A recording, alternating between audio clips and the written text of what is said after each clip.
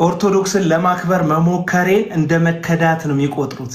እነሱን እንደከዳዋቸው ነው የሚቆጥሩት። እኔ ኦርቶዶክስን ወድጄ ብቻ አይደለም ማከብረው፣ ግዴታዬም ስለሆነ ነው ማከብረው።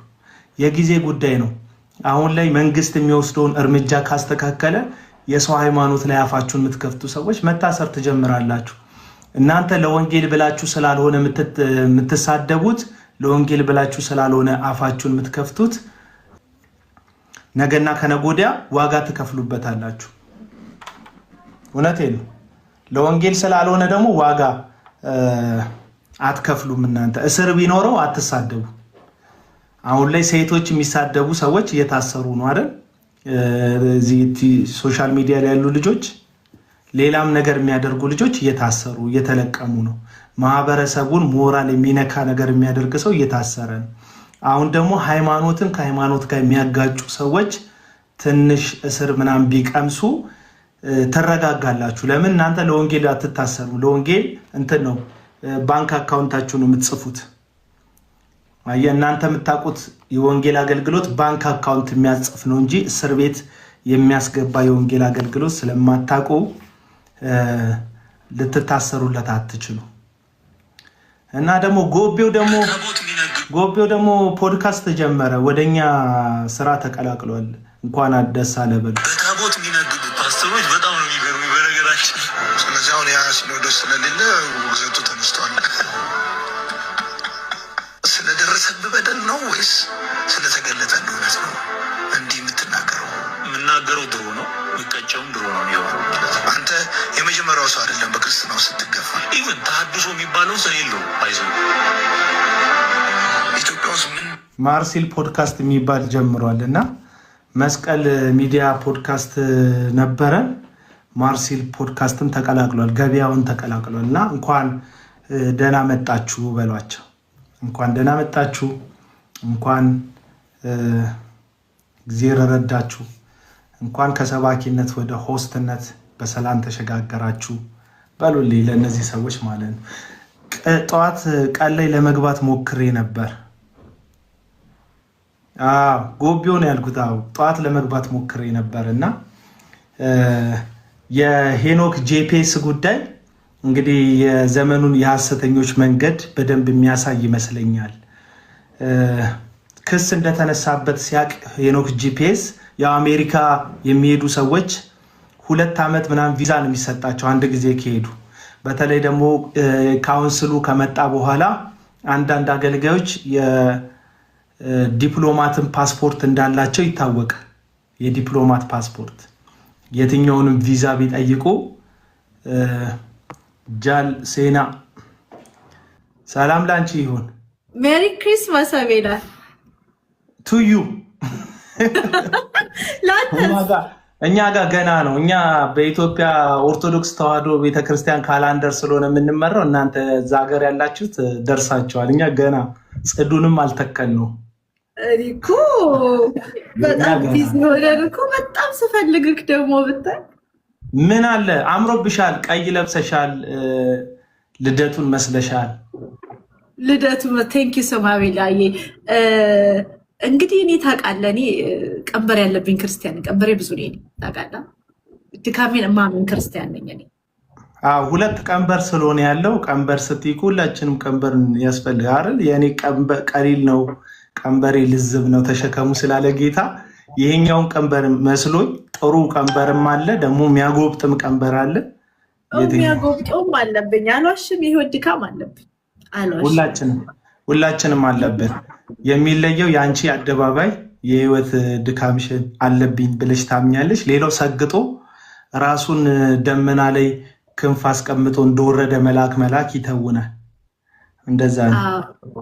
እና ትናንትና አንድ ወንድሜ ከኛ ህብረት አይደለሽም በጌታ አይደለሽም ብሎ በር ላይ ቆሞ አትገቢም ሲለኝ፣ እኔ ደግሞ ገባለው በጌታ ነኝ ገብቷል። እኔ በጌታ ነኝ እንጂ በህብረት አይደለሁም። እሱን አልዋሽም። ቤተክርስቲያን የለኝም፣ ግን ጌታን እኔ እወዳለሁ በጣም። ማለት ያለሱ ማንን አውቃለሁ? የትስ ሜጃል እና ሲነግረኝ ነበር። እና እችን ሰሞን ደግሞ አንድ ነብይም ህዝብን ጠርቶ በአንድ በአክሱስ ከቶ ሲረግጣቸው ነበር። እና በሱም ግርግር ተፈጥሮ ነበር። ስለዚህ የባሱን አልሰማሁም። ይሄ ያልሽውን ሰው ግን ቪዲዮ ሰርተሽበት ኮመንት አድርጌያለሁ። ማን እንደሆነ ግን አላውቅም ያለሽ እንደዚህ ማለት ኤሊ የምትባለዋን ልጅ በአራት ወይ ጋለሞታን በአራት በዓለም በመንፈሳዊ በአራት አይነት አማርኛ የሰደባት ልጅ ማለት ነው። ማለት ቪዲዮ አለ። የደቡብ አፍሪካ ወገናችን ማለት ነው። የደቡብ አፍሪካ ልጅ እና ሰደበኝ። ምክንያቱ ምንድን ነው? በጌታ ነኝ ግን ቸርች አልሄድም ስላልኩ። ኦኬ የሰራሽ ቪዲዮ ላይ ማለት ነው። ባለፈው እንደ የሆነ ቪዲዮ ሰርተሻል መሰለኝ። አይ ቲንክ ለሆነ ሰው ለዛ ቪዲዮ መልስ ሰጥቶ ነው። ብሎክ ስላደረኩት አላየውም። ከምንምም አትጎልም አክሽን። እሱም ይጎልበታል ብዬ አይደለም፣ ግን አንዳንድ ሰዎችን ባለማየት ጤናሽን መጠበቅ አለብሽ። ታውቃለህ፣ ባለፈው ወንጌል ባናቱ ይተከል ሲል አንድ ግለሰብ ይቅርታ ሄዶ የጠየቀ ግለሰብ እኔን ጌታን ወዳለው በማለቴ አትውጁም ብሎ እንትን ሲል ያ ገረመኝ። ግን እኔ መልክ እችን ሰሞን ይሄ የሆነ ግርግር ተፈጥሮ የኛ ማለት ክርስቲያኖች ማለት ነው ፕሮቴስታንቶች አገልጋዮች የሚሰድቡኝን ስድቦች እስከነ ቪዲዮቻቸው ልክላለሁ።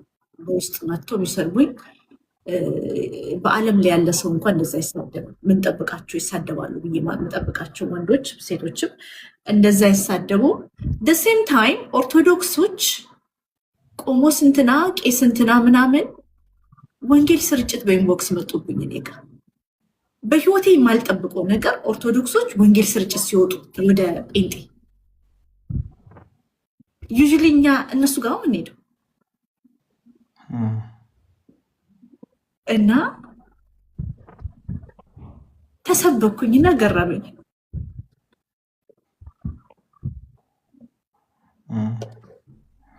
እና ከወገኖች ከክርስቲያኖቹ ስድብ ደግሞ እንትን ካልጠበቅሻቸው የኦርቶዶክሳውያን እምነት ተከታዮች ደግሞ ስብከት ወደ እግዚአብሔር ወደ እውነተኛው ቤተክርስቲያን ተመለሽ የሚል ስብከት ሰማሽ እና ነገርየው የተገላቢጦሽ ሆነብሽ። ከግምትሽ ውጭ ስለሆነ ነው ነገርየው። ማልጠብቀው ነው። አሁን እንደዛ ነው። የማይጠበቀው ነገር እኮ ነው የሚሆነው። እግዚአብሔር ሊናገርባቸው ያዘጋጃቸው አንደበቶች የእግዚአብሔርን መናገር ትተው የሰይጣንን መናገር ሲጀምሩ እግዚአብሔርን አይናገሩም ብለን የከሰስናቸው አንደበቶች እግዚአብሔርን እየተናገሩ እኛን ያሳፍሩናል።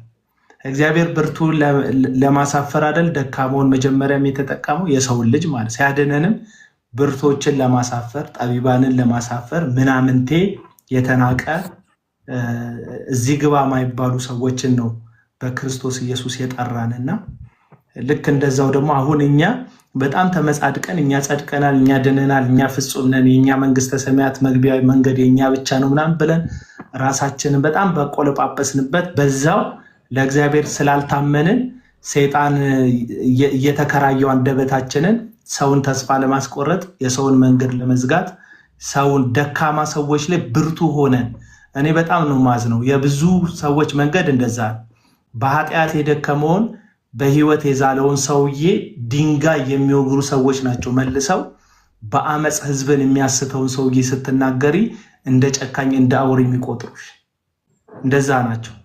የደከመው ላይ ድንጋይ ይወረውራሉ። አሳቹ አውሬው ተኩላው ላይ ግን ምንም ርህራሄን ያበዛሉ ለእነዚህ ሰዎች ማለት ነው። እና እኔ አሁን ባይዘው እኔ ትራዲሽናል ቸርች ሄዳለሁ። እሱን እኔ ከክርስቲያን ቅዱሳን ጋር ጉዳይ የለኝም። እኔ በጣም ወዳቸው ቅዱሳንን ግን አሁን ቤተክርስቲያን ሲሄድ ቲያትር ነው የሆነብኝ። ለምሳሌ ድመት ትፈወሳለች፣ ደቂቃ የጎደለው ደቂቃ ይጨመርለታል፣ ከሚስቱ ጋር ፍሬ ትበላለ፣ ፍሬ ይሸጣል፣ ሶፍት ይሸጣል፣ ውሃ ይሸጣል፣ ዘይት ይሸጣል። እንደዚህ አይነት እብደቶችን ኢንተርቴን ለማድረግ አልሄድም። በዛ ምክንያት ነው እኔ የማልሄደው እንጂ አዳዲሶቹ ቸርቾች ቲያትር ቤት ያጣነውን ትኬት ገዝተን መግባት ያቆምንበትን ቲያትር መድረኮቻቸው ላይ ስለሚያሳዩን ነው። ያው እነሱም ልዩነታቸው ከቲያትር ቤት በነፃ ያስገቡሻል። ከዛ በኋላ በአስራትና በመባ ያንጣጡታል የትኬት ክፍያው። አንድነታቸው ከቲያትር ቤት ጋር ደግሞ የሚያመሳሰላቸው ነገር ምንድን ነው? ቲያትር ቤት የሚዘጋጀው ድራማ የሚዘጋጀው ጭውውት የመድረክ ላይ ጭውውት የሚሰነብተው የተመልካቾቹ ፍላጎት ያክል ነው። ተወዳጅ ከሆነ ሰዓት ይጨመርለታል፣ ጊዜ ይመረቅለታል። መድረክ ላይ አመትም ከአመትም በላይ ሊቆይ ይችላል እንደ ተወዳጅነቱ። ለምን? ህዝብን ስለያዘ ትኬት ስላስቆረጠ የቲያትር ቤቱን ገቢ ስላስቀጠለ የሰውን ፍላጎት ላይ ተመስርቶ ማለት ነው። ልክ እንደዛ ሁሉ አሁን ላይ እነማን ምን ቢነገራቸው ደስ ይላቸዋል የሚል የሰውን ልብ የማስደሰቻ ስለሆነ የአዳራሽ አገልግሎት በተለይ አሁን ሰሞኑን ጠፍቶ እናንተ ሀገር የመጣ ሰውዬ አለ፣ ጄፒኤስ የሚባል ሰውዬ እዚህ መንግስት ፍቼ ሰላሌን የተናገረውን ነገር ተመልክቶ መንግስት በህግ ቁጥጥር ስር ሊያውሎ እንደፈለገ ሲያውቅ ያው ሰሞኑን አሜሪካ ስለነበረ ከወራት በፊት ቪዛውም ስላልተቃጠለ ደግሞ የዲፕሎማት ፓስፖርትም ስላለው ላጥ ብሎ አሜሪካ ሸሽቶ ሄዷል ሰውየው ማለት ነው። እሱም ነገር አለ እንግዲህ በይቅርታ እሱ ሰውዬ መድረክ ላይ ነው ድመት የሚፈወሰው። ካየሽ ድመት የሚፈወሰው እንዲህ ዝንጥ ብዬ የመጣሁት እንድታየ ነው፣ አትታይ የምትሉኝ ሰዎች እታያለሁ ይላል። ከዛ ገንዘብ ሰጣችሁኝ ባረክን የምትሉኝ ሰዎች እናንተ አይደሉም የምትባርኩኝ፣ በረከት ከካህን ነው የሚወጣው፣ እኔ ነኝ ካህኑ፣ እኔ ነኝ የምባርካችሁ እንጂ እናንተ አትባርኩኝም የሚል እኔማ የሚታሰር መስሎኝ ጨንቆኝ ነበረ። በነገርሽ ላይ ሄጄ ልጠይቀው ነው ምንድን ነው የሚወደው ምግብ ብዬ ሳስብ አስራትና መባ ነው። በፖስታ ካልሆነ በአገልግል አይቀበልም ሰው ምስር በስጋ መስሎኝ ቢታሰር አስራትና መባ ነው የሚቀበለን በጣቢያ መስኮት በኩል እንጂ እርግጠኛውን የሚነግርሽ አገልግል ፍትፍት ምናምን አይቀበለን። ምክንያቱም መብላት የለመዱት እነዚህ ሐሰተኛ አገልጋዮች ያችን መቶ ሳህኗን እንዲይዞል ይመጥ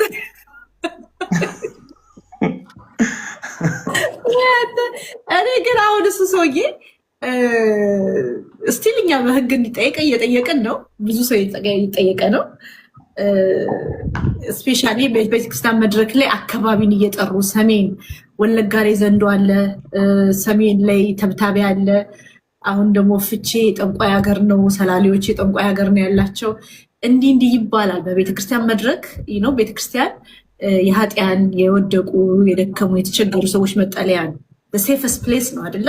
እና ቤተክርስቲያን የተሰደዱ ሰዎች የሚገቡባት ቤተክርስቲያን አሁን አሳዳጅ ሊሆነች ገብቷል። በቃ መድረክ ላይ ማህበረሰብ ይሰደባል። አካባቢ ተጠርቶ ምንም ያላረጉ ህይወታቸውን እየመሩ ያሉ ሰዎች ይረገጣሉ። እና በሱ በጣም እኔ ተከፍቼ ነበር። እና ይሄ ነገር እንደው አብያተ ክርስቲያናት ህብረት ያስተካክሉታል ብለህ ታስባለህ? አብያተ ክርስቲያናት ህብረት ብቻ አይደለም፣ በእርግጥ መንግስት ለሁሉም ሃይማኖት የመተንፈሻ እድል እንደሰጠ ይሰማኛል፣ ጣልቃ ላለመግባት በሰው እምነት ላይ ማለት ነው። ግን አሁን ቲክቶከሮች ከሚያደርሱት ውድመት የበለጠ እነዚህ ፊገር የሆኑ ማለት ዝም ብሎ ታብታብ አድርጉልኝ የሚል ፊገር ብቻ ሳይሆን ነብይ ፊገር፣ ሐዋርያ ፊገር፣ አፖስትልና እንትን አስተማሪ፣ ከዛ ፓስተር ፊገር ከሌሎቹ እንትኖች ይበልጣሉ። ተጽዕኗቸው ስህተታቸውም ትውልድ ላይ የሚያመጣው ኢምፓክት ከእግዚአብሔር ቃል ጋር እየተለወሰ የሚቀላቀል መርዝ ስለሆነ ብዙ ሰዎች ያስታሉ። እና ለሚናገሩት ነገር ተጠያቂ መሆን ቢችሉ ደስተኛ ነኝ እኔ። ለሚናገሩት ማለት ኃላፊነት ካልወሰደ አንድ ሰው ለሚናገረው ንግግር ትውልድ እንዴት ይማራል?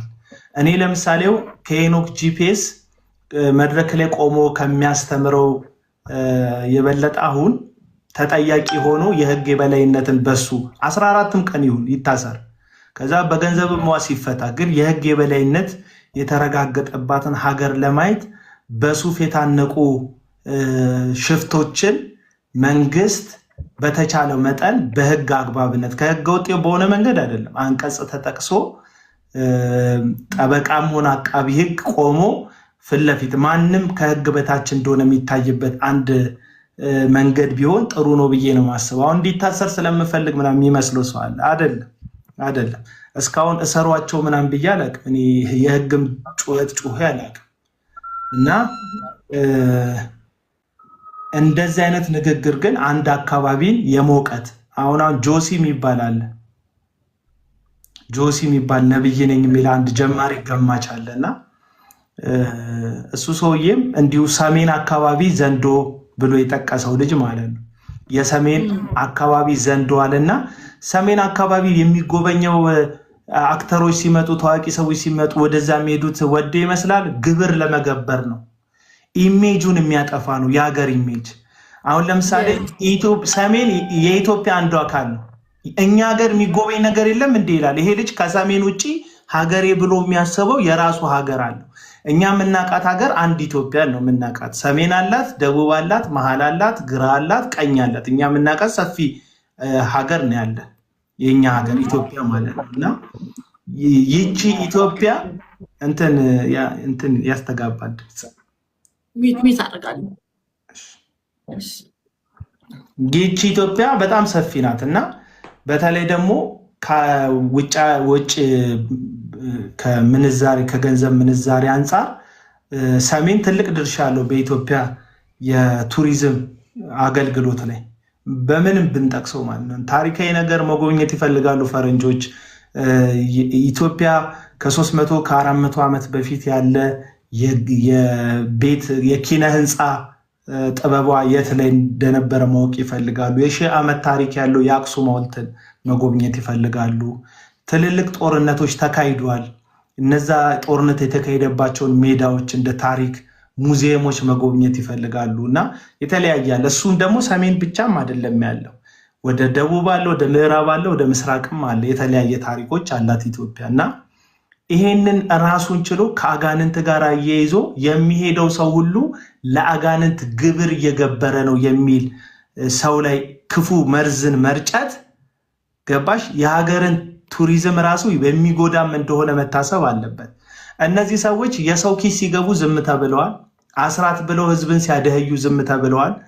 ተፈውሳቸዋል እያሉ መድኃኒት እያስጣሉ የሰው ሲገሉ ዝም ተብለዋል።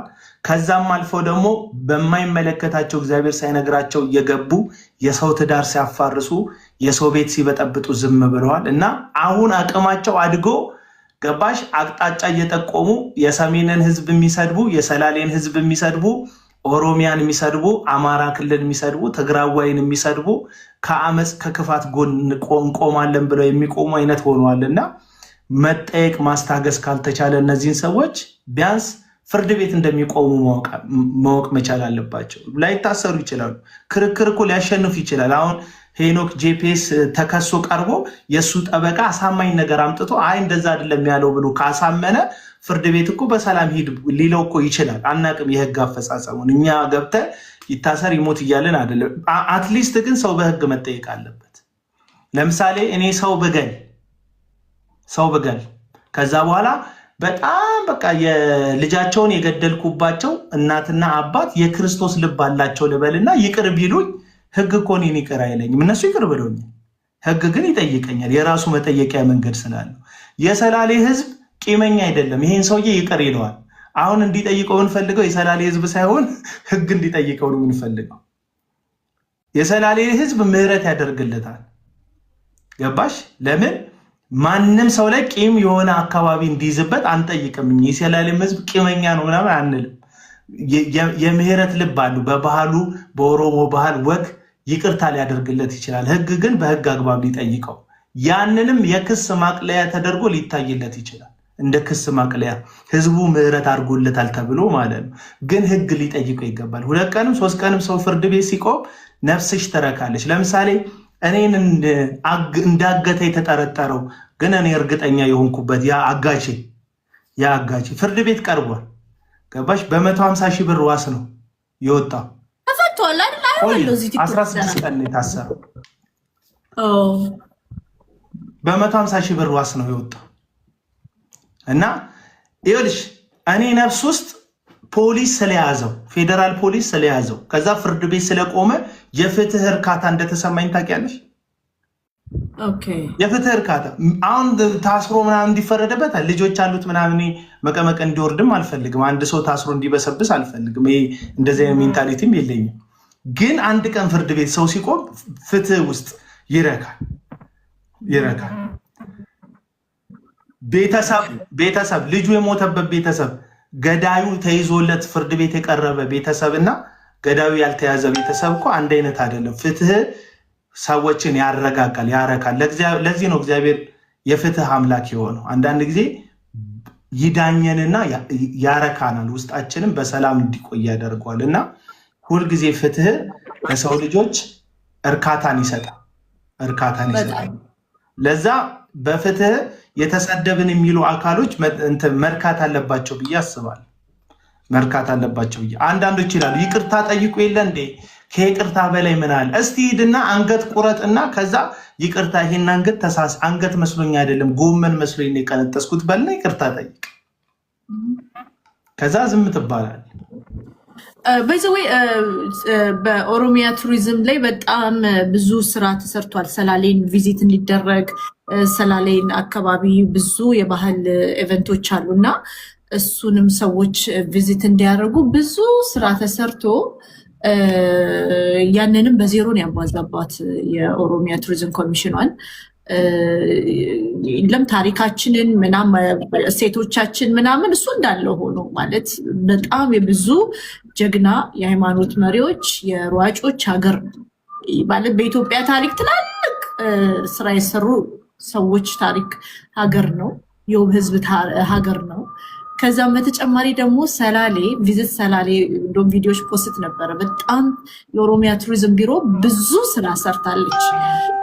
ሰላሌን ሰዎች ሄደው እንዲጎበኙ ስለ አካባቢው ምናምን ይሄን ሁላ ነገር ታሪኩን ምኑን ወስዶ በዜሮ አባስቶ አንድ ወረቀት ይቅርታ የተሰራብንን ወንጀል ፍትህ አይሰጠንም። በህግ ነው መዳኘት ያለብን ብዬ ያምናለሁ። በህግ ምክንያቱም ሌሎችም ሰዎች ከሱ መማር አለባቸው ብዬ ስለማመን ልክ ነው። እና ይሄ ደግሞ ራሱ በብልጠት መሸሹ አሁን ለአገልግሎት ሄጄ አለ። ለአገልግሎት ሄዶ በእያንዳንዱ ስቴት ከዞረ አመት አልሞላው ወር አልሞላውም። ይሄ ሰውዬ በየስቴቱ ከዞረ አሁን የሄደው ለአገልግሎት እንደሆነ እንዴት አገልጋይ ይዋሻል? ሸሽቶ ጥያቄ እንደሚጠየቅ አውቆ ሸሽቶ የፈጠነ ትኬት ገዝቶ ወጥቶ ለአገልግሎት ነው ብሎ ግን ውሸት ሲዋሽ ትመለከቸዋለች፣ ግለሰቡ ማለት ነው። በመቀጠልም ደግሞ እንደዚህ አይነት ልማድ እያዳበሩ ነው። አንድ በስም አልጠቅሰው እዚህ ኮመንት ላይ የምታውቁት ሰው እሷ ጋርም ጻፉላቸው ስሙን። እዚህ ጋር ያላችሁ ሰዎች ስሙን ጻፉላቸው። አንድ ከዚህ ቀደም በነበረው መንግስት ባለስልጣን የነበረን ሰው ሚስት ያስነወረ አንድ አገልጋይ ነው የሚል ሰው አለ። በጣም በቃ እኔ ጸዴ አገልጋይ ነኝ ምናምን የሚል የፍቅር ሰው ምናምን የሚል ቅጽል ስም የሰጡት እና ባለስልጣኑ በቃ እገለዋለሁ አለ።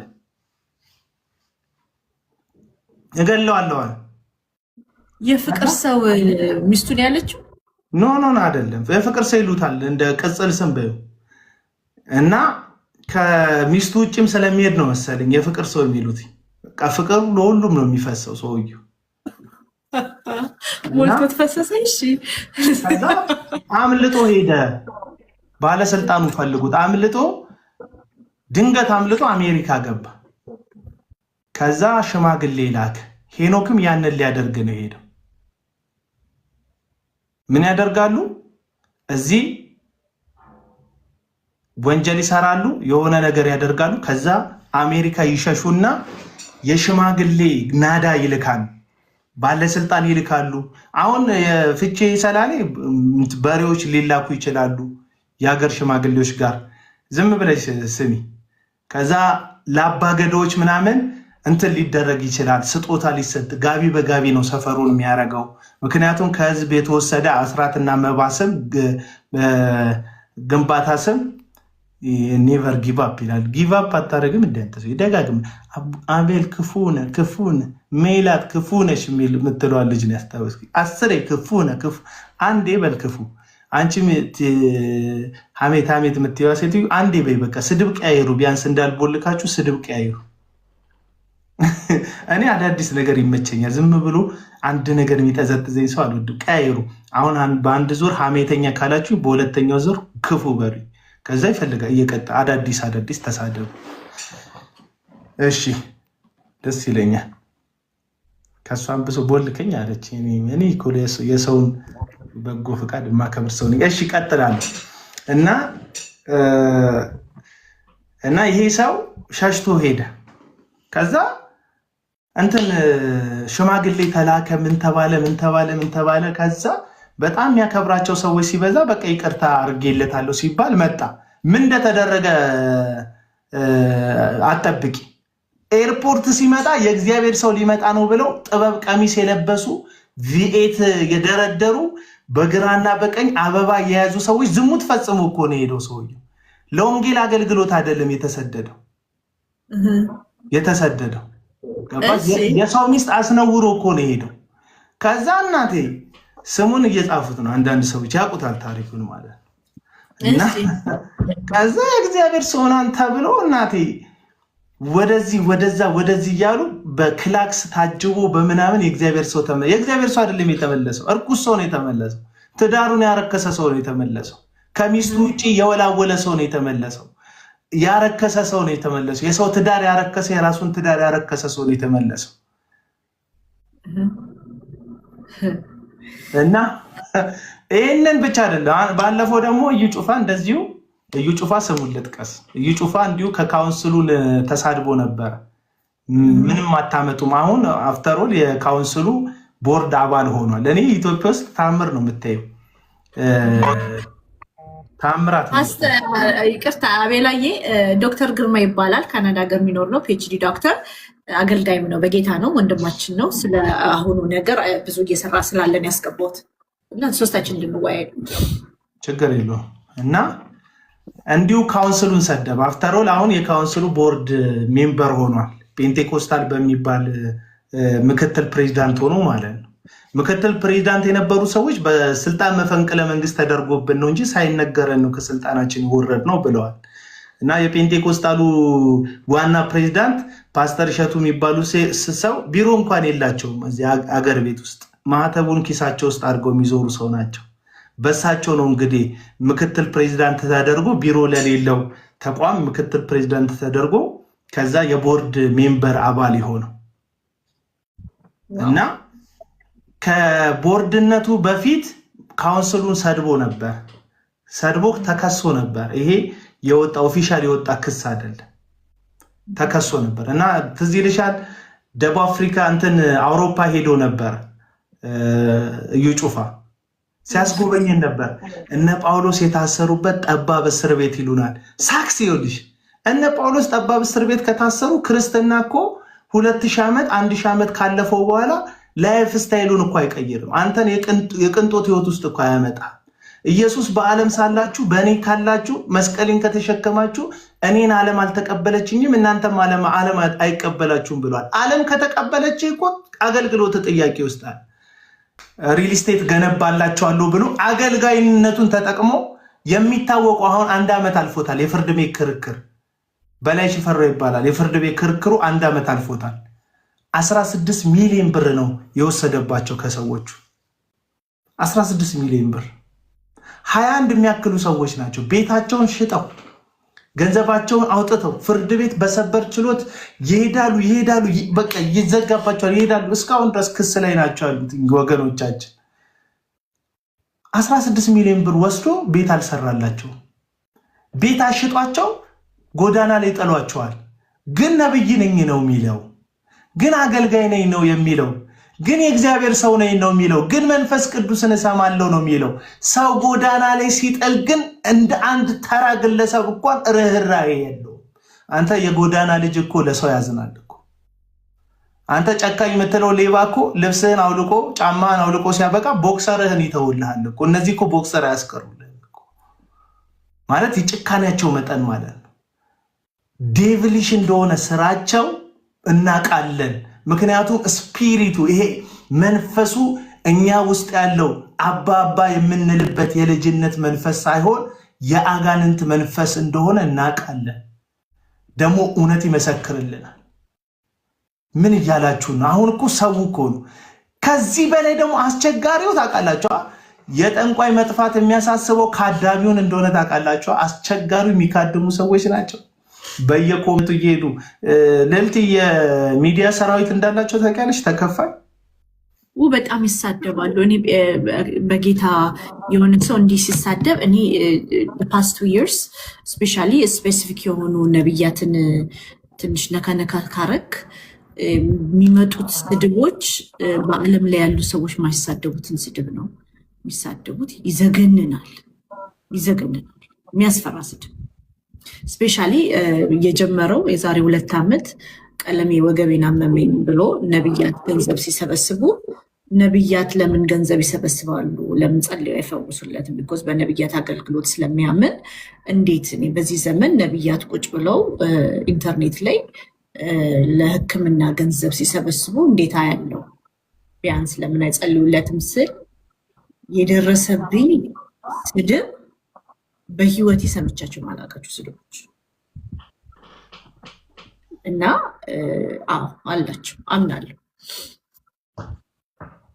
በደንብ ይላችሁ የሚዲያ ሰራዊቶች አሏቸው፣ የተደራጁ ናቸው ነው የምላቸው። የዳታ የሚከፈላቸው ፖኬት መኒ የሚሰጣቸው ፎሎወር ያላቸው። አሁን ሰሞኑን ይቅርታ ጠይቀዋል ሄኖክ ጄፔስ። ማታ ነው የለቀቀው ቪዲዮ ወደ 4 ሰዓት አካባቢ በኢትዮጵያ ከምሽቱ 4 ሰዓት ማለት የለቀቀው እና 100 ምናምን ኮመንቶች ይቅር ብለናል ይላሉ። አንዳንዱ በኦሮምኛ ነው አፉ ብለናል ይላሉ፣ ይጽፋሉ። እውነተኛዎቹ የፖስቱ የሚመለከታቸው ሰዎች አላዩትም ነው ያልኩት። እኔ ደግሞ አውቃቸዋለሁ፣ ስፒሪታቸውንም አውቀዋለሁ። ኮመንት የእግዚአብሔር ሰው አንተ ለምድራችን ታስፈልገናለህ፣ ታገለግላለህ ገና ምናምን ይሉታል፣ ይሰካከሳሉ። የራሱ ሰራዊቶች እንደሆኑ አውቃለሁ። በበነጋታው ሆነ ብዬ ከእንቅልፌ ተነስቼ ቁርሴን በልቼ የከፈትኩት የእሱን ቪዲዮ ነው። እውነተኞቹ ኮማቾች ብዬ እናገኛለን። የት ነው አሜሪካ የት ነው ያለው ንገረን ምናምን ይላል። ኦሪጂናሎቹ ኮማቾች አውቃቸዋለሁ። የእግዚአብሔር ሰው ይቅር ይበለናል ምናምን መጀመሪያ የሚላከው እንደዛ እኔን ጨምሮ አላቸው። እኔን ጨምሮ ማለት ነው። የአሜሪካ የት ሀገር ነው የገባው ብዬ ኮምቻለሁ። እባካችሁ ኦሪጂናሎቹ ኮማቾች ጉዳዩ በደንብ ያብከነከናቸው እንደተጠቆ የተሰማቸው ሰዎችን አውቀዋለሁ። አጻጻፋቸው ምረናሃል። አረብ ሀገር ያሉ የኛ ሴቶች ልጆች አብዛኛዎቻቸው ቪዲዮ ሰርተውበታልና በጣም ኢሞሽናል ሆኖ ነው የሚናገሩትና በኦሮምኛ ገብተው ይጽፉባቸዋል። በኦሮምኛ ገብተው የሚጽፉባቸውን ሰዎች ክሊክ አድርገህ ስትመለከታቸው አብዛኛዎቻቸው እዛ ቸርች የነበሩ ሲጀመሩ ጉዳዩ የሚመለከታቸው ሁሉ አይደሉም። እና ሰራዊት ልክ ነው። የሚሰድቡን ሰዎች እኮ ማንነት ለማወቅ ሪፖስታቸው ደረሳቸውና የነገሮች ቶሎ ቶሎ መደራረብ አንድ እንዲያስቡ ያደረጋቸው ነገር አሜሪካ ሀገር ላይ ይሄ ቲክቶክ ላይ ያለው ድምፅ እስኪረግብ ድረስ ና ተብሎ ተጠርቶ ቪዛ ስላለው አስቸኳይ ቲኬት ቀርቶ ነው ያመለጠው እንጂ አውሮፕላን ላይ ቁጭ ብሎ አዳምጦ አይደለም። ይሄ ቀጣፊ ውሸቱን ነው። ኦኬ አቤል እሱ ነው። ሁለተኛ ፊቼ አካባቢ ፊቼ ሀገር አይደለም፣ ፊቼ ከተማ ነው። ፊቼ ከተማ ነው፣ ሀገር አይደለም። ስድቡን የወረወረው የሰላሌ ኦሮሞ ላይ የሰላሌ ሀገር ነው ያለው። ኢንፋክት ኦሮሞ ብቻም ላትለውም ትችላለህ። ሰላሌ ሀገር ብዙ ብሔር ብሔረሰቦች ይኖራሉ። ሰላሌ ሀገር ነው ያለው። ግስ ሲናገር ምንድነው ማለት ፊቼ አካባቢ ይልሃል። ፊቼ ከተማ እንጂ ሀገር አይደለም። ፊቼ ከተማ ናት። ጠበብ ማድረግ ይፈልጋል። ገባህ? ጠበብ ካደረገ እዛ አካባቢ ያሉ የሱ ጀሌዎች ካሉ ገንዘብ ይላካል። አሜሪካ ተቀምጧል፣ ብር ይሰበሰባል። ቅድሚያ ሽማግሌዎችና ዳጎስ ያለ ገንዘብ ላክ ይደረግና የፊቼ ከተማ አስተዳደሮች ይያዛሉ በገንዘብ። ይሄ እነሱ ካልኩሌሽን ነው። የፊቼ ከተማ አካባቢ አስተዳደሮች በገንዘብ ከያዘ በኋላ ነገሮች ረዘብ ይላሉ። የፊቼ ከተማን አስተዳደር ይዝና ወደ ኦሮሚያ ክልል ይሄዳል። ወደ አዲስ አበባ ክልል ከተማ አስተዳደር ይመጣና ነገሮች ረዘብ ሲሉ ለይቅርታ ተዘጋጅቶ ካሳ ከፍሎ ለማብረድ ለመዘጋጀት ነው አሜሪካ የመጣው። ይሄ ቀጣፊ ለዝግጅት ነው የተመጣው። ይሄ በግልጽ ሊታወቅ ይገባል። ይሄንን ነው ለማረጋገጥ ከተፈለገ የትኛው ቤተክርስቲያናት ኢንቪቴሽን የላከችው? ኢንቪቴሽኑ በዚህን ሰዓት አንዳንድ ጊዜ ምን ይሆናል መሰል አቤሌ፣ ከዚህ በፊት የነበረ ኢንቪቴሽን ኮት ሊያረጉልም ይችላሉ ኢትዮጵያ። ግን እንዲህ ነው የምታደርገው። የተደረገ ከዚህ በፊት የነበረ ኢንቪቴሽን እንኳን ደርሶት ቢሆን የፕሮግራሙ ጊዜና ዓላማ ተጠቅሷል እዛ ደብዳቤ ላይ። ያ ጊዜና ደብዳቤ የትላንትናውን የሄኖክን ከአገር መፈርጠጥ ፕሮግራም ያካትታል የሚለውን ታጣራበታለህ። አመልጥም ገባ ካልኩሌሽኑ። በዚህ ደረጃ ህዝብን መናቅ ተገቢ አይደለው። ለዚህ ነው ይህን ሰውዬ ፈልጎ አፈላልጎ ጠንከር ያለ የህግ አለንጋ እንዲገርፈው ማድረግ የሚጠቅመው። እንደሱ አይነት የት ትምህርት ቤት እንደተማሩ የማይታወቁ ሰዎች ከዚህ በኋላ በኢትዮጵያ ህዝብ ላይ መሳለቃቸውን እንዲቆሙ ያደርጋል። ይሄ ትልቅ እንትን ነው እና ይሄንን መጠቆም ፈልጌ ነው። ግብዣው ቪዛው የ2 ዓመት የ3 ዓመት ሊኖራቸው ይችላል። ሞስት ፕሮባብሊ የ2 ዓመት ነው የሚኖረው። በዛ ነው የተነሳው። ግብዣ ያልደረሰው እሱ ብቻ ነው። ሌላ ነገር የሚያዋጣው አይመስለኝም። ለምን መሰለ? ገንዘብና ጉቦ አመልጥም። በጠበቃ እጅ ያለውን በገንዘብ ልትሸውደው ትችላለህ። እንደ ማህበረሰብ እጃችን ላይ ያለውን አለንጋ ግን አታመልጥም። ስለዚህ አዋጣም በገንዘብ መሮጥ። ምክንያቱም ይሄ መንግስት ስራውን ነው የሚሰራው። መንግስትን ያሳስቱ ይሆናል። ቅድም ስትል ሰምቻለሁ። ሰሜን ተቀምጦ ገንዘብ ተሰብስቦ ሽማግሌ ተልኮ ነገር ከበረደ በኋላ ይሄ አይጠቅመውም። ሰውየው የሚወዱት ሰዎች ካሉ በህግ መጠየቅ አለበት። ጂፒኤስ የሚባለው ቲቪ ሚዲያ የሱ ሚዲያ በህግ መጠየቅ አለበት። እንዲህ አይነት ህዝብ ጠል እንዲህ አይነት የህዝብን ሞራል የሚያንኳስስ ተግባርን በሚሊዮኖች ፊት ለፊት ቀጥታ ስርጭት አድርጓል። ይሄንን ሚዲያው መጠየቅ አለበት። የቤተ ክርስቲያኒቷ አመራሮች ለፍትህ መቅረብ አለባቸው። ይሄን ሚዲያ የሚመራውም ሆነ ቤተ ክርስቲያኒቷ ራሷ ቤተ ክርስቲያኒቷ እንዲህ አይነትን መሪ ለማስመለጥ የጻፉት ደብዳቤ ወንጀል ለመደበቅ የሞከሩበትን መንገድ ነው የሚያሳይ። አቤል ይሄ ማምለጫ መሆን የለበትም። ስለዚህ 3 ነገር ነው እኔ ያወጣ መደበኛ ድርጅታችን ያወጣውን መግለጫ ልዕልቲ በእጅ ይኖራታል፣ ቴሌግራሟ ላይ አለ። በሷ እጅ ግልጽ አስምጦታል። ኦርጋናይዜሽኑን ይጠይቃል፣ which is ቸርቹን ራሱ ነው የሚጠይቀው። ሁለተኛ ሚዲያው በዓለም ላይ በሚከታተሉት ሚሊዮኖች ፊት ለፊት ይሄንን አይነት ነውረኛ ትራንስሚት አድርጓል። በህግ መጠየቅ ይኖርበታል። በተመሳሳይ ግለሰቡ ለህግ ቀርቦ ህግ የሚፈርድበትን ቅጣት ማግኘት አለበት የሚሉ አቅጣጫዎችን ሰጥቷል። ይሄን ለማድረግ የሰላሌ ዞን አስተዳደርን የህግ እርምጃ ደግፈን በተጨማሪ የኦሮሚያ ክልል መንግስት የአዲስ አበባ ከተማ አስተዳደር እና የፌደራል መንግስቱም ጭምር በተጨማሪ ህግ እንዲከፍቱ ቤተክርስቲያኒቱ ከአገልግሎት እንድትቆም እነዚህ አመራሮች ለህግ ቀርበው የፍትህ ጉዳዩ እስኪረጋገጥ ድረስ ማህበረሰቡንም ከእንደዚህ አይነት ሐሰተኛ አስተማሪዎች መጠበቅ አለባቸው የሚል ያካትታል መግለጫው። አቤሌ አይ በጣም ትክክል ነው። ቀደም ስለ ቪዛ የተነገረው ልክ ነው። ምን ያህሎቻቸው አላቅም። በካውንስሉ በኩል የዲፕሎማት ቪዛ እንደሚያገኙ አንዳንዶቹ እንደምታውቁ አላቅም። ማለት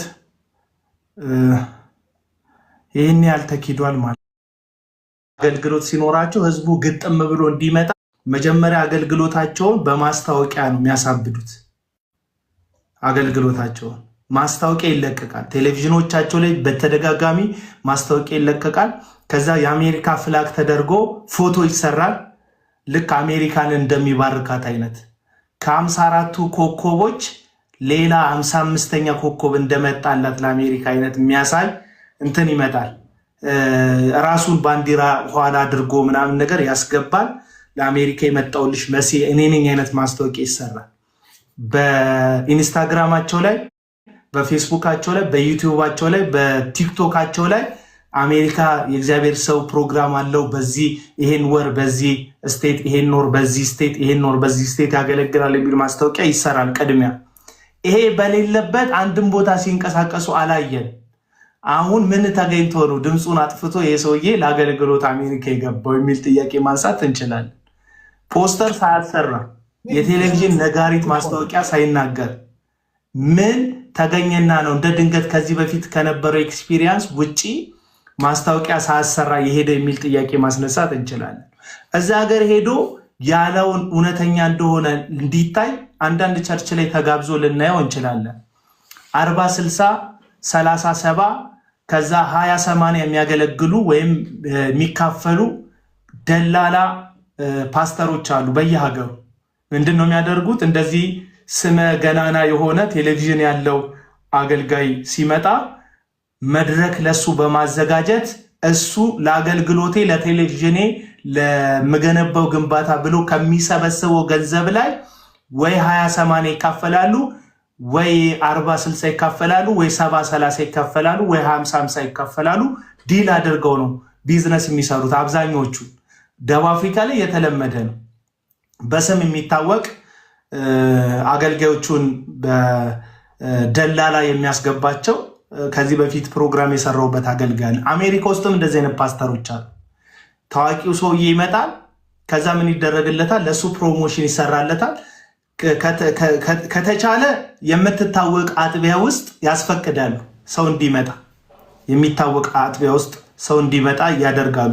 አጥቢያዋ ይህንን ፓስተር አናስተናግድም ካለች እዛ አካባቢ አትላንታ ከሆነ አትላንታ ላይ ህዝብ የሚያውቀው አንድ አዳራሽ ይከራዩና እሱን የሚከራዩት አትላንታ አካባቢ ላይ ጥሩ ገንዘብ ያለው ሰው ይፈልጋል። ስፖንሰር አድርግ ይባላል። አዳራሽ ይከራያሉ። የተከራዩት አዳራሽ ላይ ማስታወቂያ ያስነግራሉ። ህዝቡ ከመጣ በኋላ ለቴሌቪዥን ክፍያ ያስፈልገኛል፣ ወንጌል እየሰራው ነው፣ ለቤት ግንባታ ያስፈልገኛል ብለው በተለያየ ምክንያት ህዝቡ የሚፈልገውን ትንቢት ነገር ሰጠት አድርገው የፈለጉትን አየር ላይ ህዝቡን ያንሳፍፉና ኪሱን እነሱ ኪስ ውስጥ ያንሳፍፉታል ማለት ነው። ይሄ ነው በቃ ታርጌቱ። ከዛስ ፕሮግራሙን የሰራላቸው ሰው 20-80 ይካፈላቸዋል። እሱ 20% ይወስዳል፣ የመጣው አገልጋይ 80% ይወስዳል፣ ወይ 40-60 ይካፈላሉ። ይሄ ዲል ነው። እና አሁን አንዳንድ ሰዎች ፕሮሞተሮችን ስታዩ ለጌታ ወንጌል የቀና ምናምን የሚመስላችሁ እዛ እናንተ ሀገር የሚኖር ፓስተር ደፋ ቀና ሲል ካያችሁት 20-30 20-80 ወይ 70-30 ክፍያ ተስማምቶ ዲል አድርጎ ነው፣ ወይ 60-40 ተስማምቶ ነው፣ ወይ 50-50 እኩል ለእኩል እንካፈላለን ተባብለው ነው የሚያገለግሉት። ሐሰተኞቹን ያልኳችሁ በጽድቅ የሚያገለግሉ የተሰጣቸውን ቴንኪዩ ብለው የትራንስፖርት ተቀብለው ባይተሰጣቸው አንገታቸውን ደፍተው የሚሄዱ በጣም በጽድቅ የሚያገለግሉ አገልጋዮች ሞልተዋል። እነዚህ ሰዎች ግን በአመፅ ስለሆነ የሚያገለግሉት ማለት ነው። መድረክ ሊያገኝ ይችላል ነው የምላችሁ። እንትና ሄኖክ ጂፒኤስ አሜሪካ ሄዱ፣ ግን የሚያገኛቸው መድረኮች ኢንቪቴሽን የተላኩለት ሳይሆኑ ድንገት አየር ላይ የተፈበረኩ መድረኮች ያገኛል። ስለዚህ መድረክ ራሱ ሲያገለግል ብናየው ለአገልግሎት ሄዷል ብለን አናምነውም ሰውየው። ምክንያቱም ክስ እንደሚነሳበት ሲያቅ ፈርጥጦ ሲያበቃ ሳይጋበዝ ለአገልግሎት ሄድኩ ብሎ የመካድ ድፍረት ካለው አስደናቂ ነው። ታውቂያለሽ የእግዚአብሔር ሰዎች እኚህ ሐሰተኛ ነቢያቶች ለትንቢታቸው ይቅርታ ይጠይቃሉ ነው ማለት የዛን ቀን ጌታ ተናግሮት ነው አይደል? ተናግሮታል። የሀገሩም የጠንቋይ ነው ያለው እኮ እሱ ስለሚታየው ነው አይደል እንዴ? ግን ጠንቋይ ለራሱ አይታየውም። ወዳጆች እዚህ ጋር እኮ ነው ነገሩ። ጌታ ተናግሮት ካለ እኮ አምልጦኝ ነው ይቅርታ እኮ አስብልም እኮ። የጌታ ነገር ከሆነ ለምን ይቅርታ ትጠይቃለህ? እኮ ነው ጥያቄ። ከዚህ በፊት ጆሲ የሚባለው ቡርቴ ውሃ ጠጪ ጆሲ አንድ ሀገራዊ ትንቢት አመጣዋል። ጆሲ ማለት ከራሱ ላይ ሰይጣን ያወጣው ነው አይደል? ከራሱ ላይ ውጣ እያለ ያስመለሰው ብቸኛ ሰው እኮ። በኢኮ አጋንንት ሲወጣ ለመጀመሪያ ጊዜ ነው። ውስጡ ያለው ሰይጣን ከአፉ በወጣው ቃል የወጣለት ብቸኛ ሰው ራሱ ነው። ራሱን እንደሚቀጡ ሰዎች ማለት ነው። ጀርባቸው እንደዛ ነው። ሰይጣኑን ራሱን ያወጣ እንደ ኤልያስ ዘመን እነዛ 450 ባል ነቢያቶች አምላካቸው ሲጠሩ ራሳቸው ሲገርፉ ነበር እንደሚለው እንደዛ ማለት። አንዴ ለጠቅላይ ሚኒስተሩ መልእክት አመጣለት ለአብይ ማለት ነው፣ ለዶክተር አብይ እንዲህ ባትመለስ እግዚአብሔር እንደዚህ ይላል ብሎ በድፍረት ተናገረ። ምንድነው ደፋር እንዲባል በዩቲዩብ እና በፌስቡኩ ማለት ነው። ወዲያውኑ የት እንደገባ አልታወቀም። ጆሲ ካሞንቱ ፖይንት አቤል፣ አሁን እንዳልከው ይሄ በ20/80 40/60 ያልከው ይሄ የተለመደ ነው። ይሄ ትክክለኛም በምንም አድርገው መንፈሳዊም ይሁን መንፈሳዊ አይሁንም የተደረገ ነው፣ ይደረጋል። ግን ቬሪ ጉድ ፖይንት ቅድም የቪዛ ጉዳይ ስናነሳ የሚያጠናክር ነገር የተናገርኩና ያስታወስከኝ። ብዙ ጊዜ እነዚህ ሰዎች የአገልግሎት ከቦታ ቦታ የሚያደርጉትን ጉዞ ትራክ ሬኮርዳቸውን ካየ ፕሮሞሽኑ መጀመሪያ ሚዲያውን አጣቦት ነው ሄደው። ፕሮሞሽኑ ሚዲያ ሳያጣብብ የትም ሀገር ሄደው አላውቁም። የትም ሀገር እንኳን አይደለም ከሀገር ሀገር ተንቀሳቅሰው አይደለም አንድ ከተማ ላይ እዚሁ ካናዳ ሀገር መጥተው የሆነ ከተማ ካሉ በሚቀጥለው ቅዳሜ ወይ እሁድ የሆነ ከተማ ለመሄድ ማስታወቂያው ሚዲያውን ይረብሸዋል እና ሄደው አቁ ቅድም ይሄ ነው አየህ። እነዚህ ነገሮች በጣም ጠቃሚ መረጃ ነው። ምንም ማስታወቂያ ተደርጎ አይታወቅም። የት ቸርች እንደጋበዘው አይታወቅም። እንዳልኩ እዛ ያሉት ሽማግሌዎች ልክ ናቸው። የኢትዮጵያ በጣም ብልጥ ናቸው። እነዚህ የህግ ሰዎች አግኝተውታል። እንትኑ ጥርጥራቸው በጣም ጥሩ ነው። ጥሩ ጥርጥርም ነው።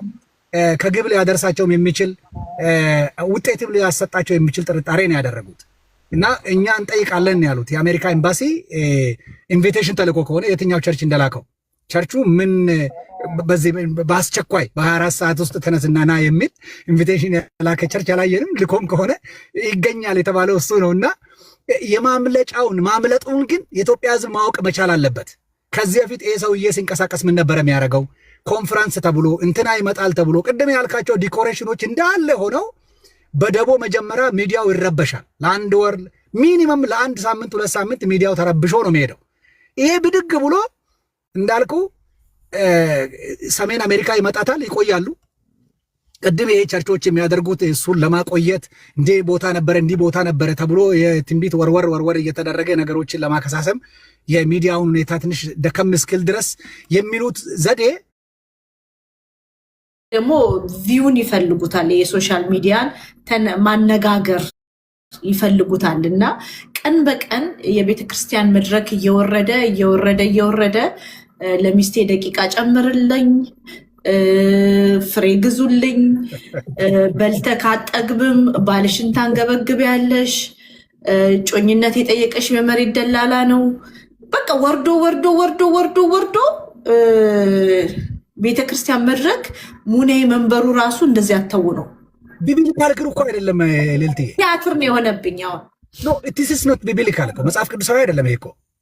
ስለዚህ እግዚአብሔር ቤቱን የሚያጠራበት እንደውም ትልቅ ኦፖርቹኒቲ ነው ብዬ ነው የማምነው።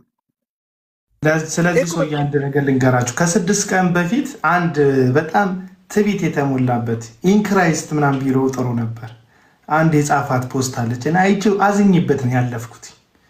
አንድ ጽሑፍ ጽፎ ነበር። እኚህ የእምነት ቃል እንቅስቃሴ እንትን ውስጥ ስለሆነ ያሉት ከ6 ቀን በፊት ምን ብሎ ጽፎ ነበር? ሄኖክ ጄፔስ እዚህ ፌስቡክ ላይ ቆይ ላሳያችሁ። ወደ ታች እየወረድኩ ነው የአሜሪካዎቹ ማስታወቂያዎች ለማየት። 6 ቀን በፊት አንድ ፎቶ አሰርቶ እንደዚህ የሚል ጽሑፍ ጽፎ ነበር። ታይሻ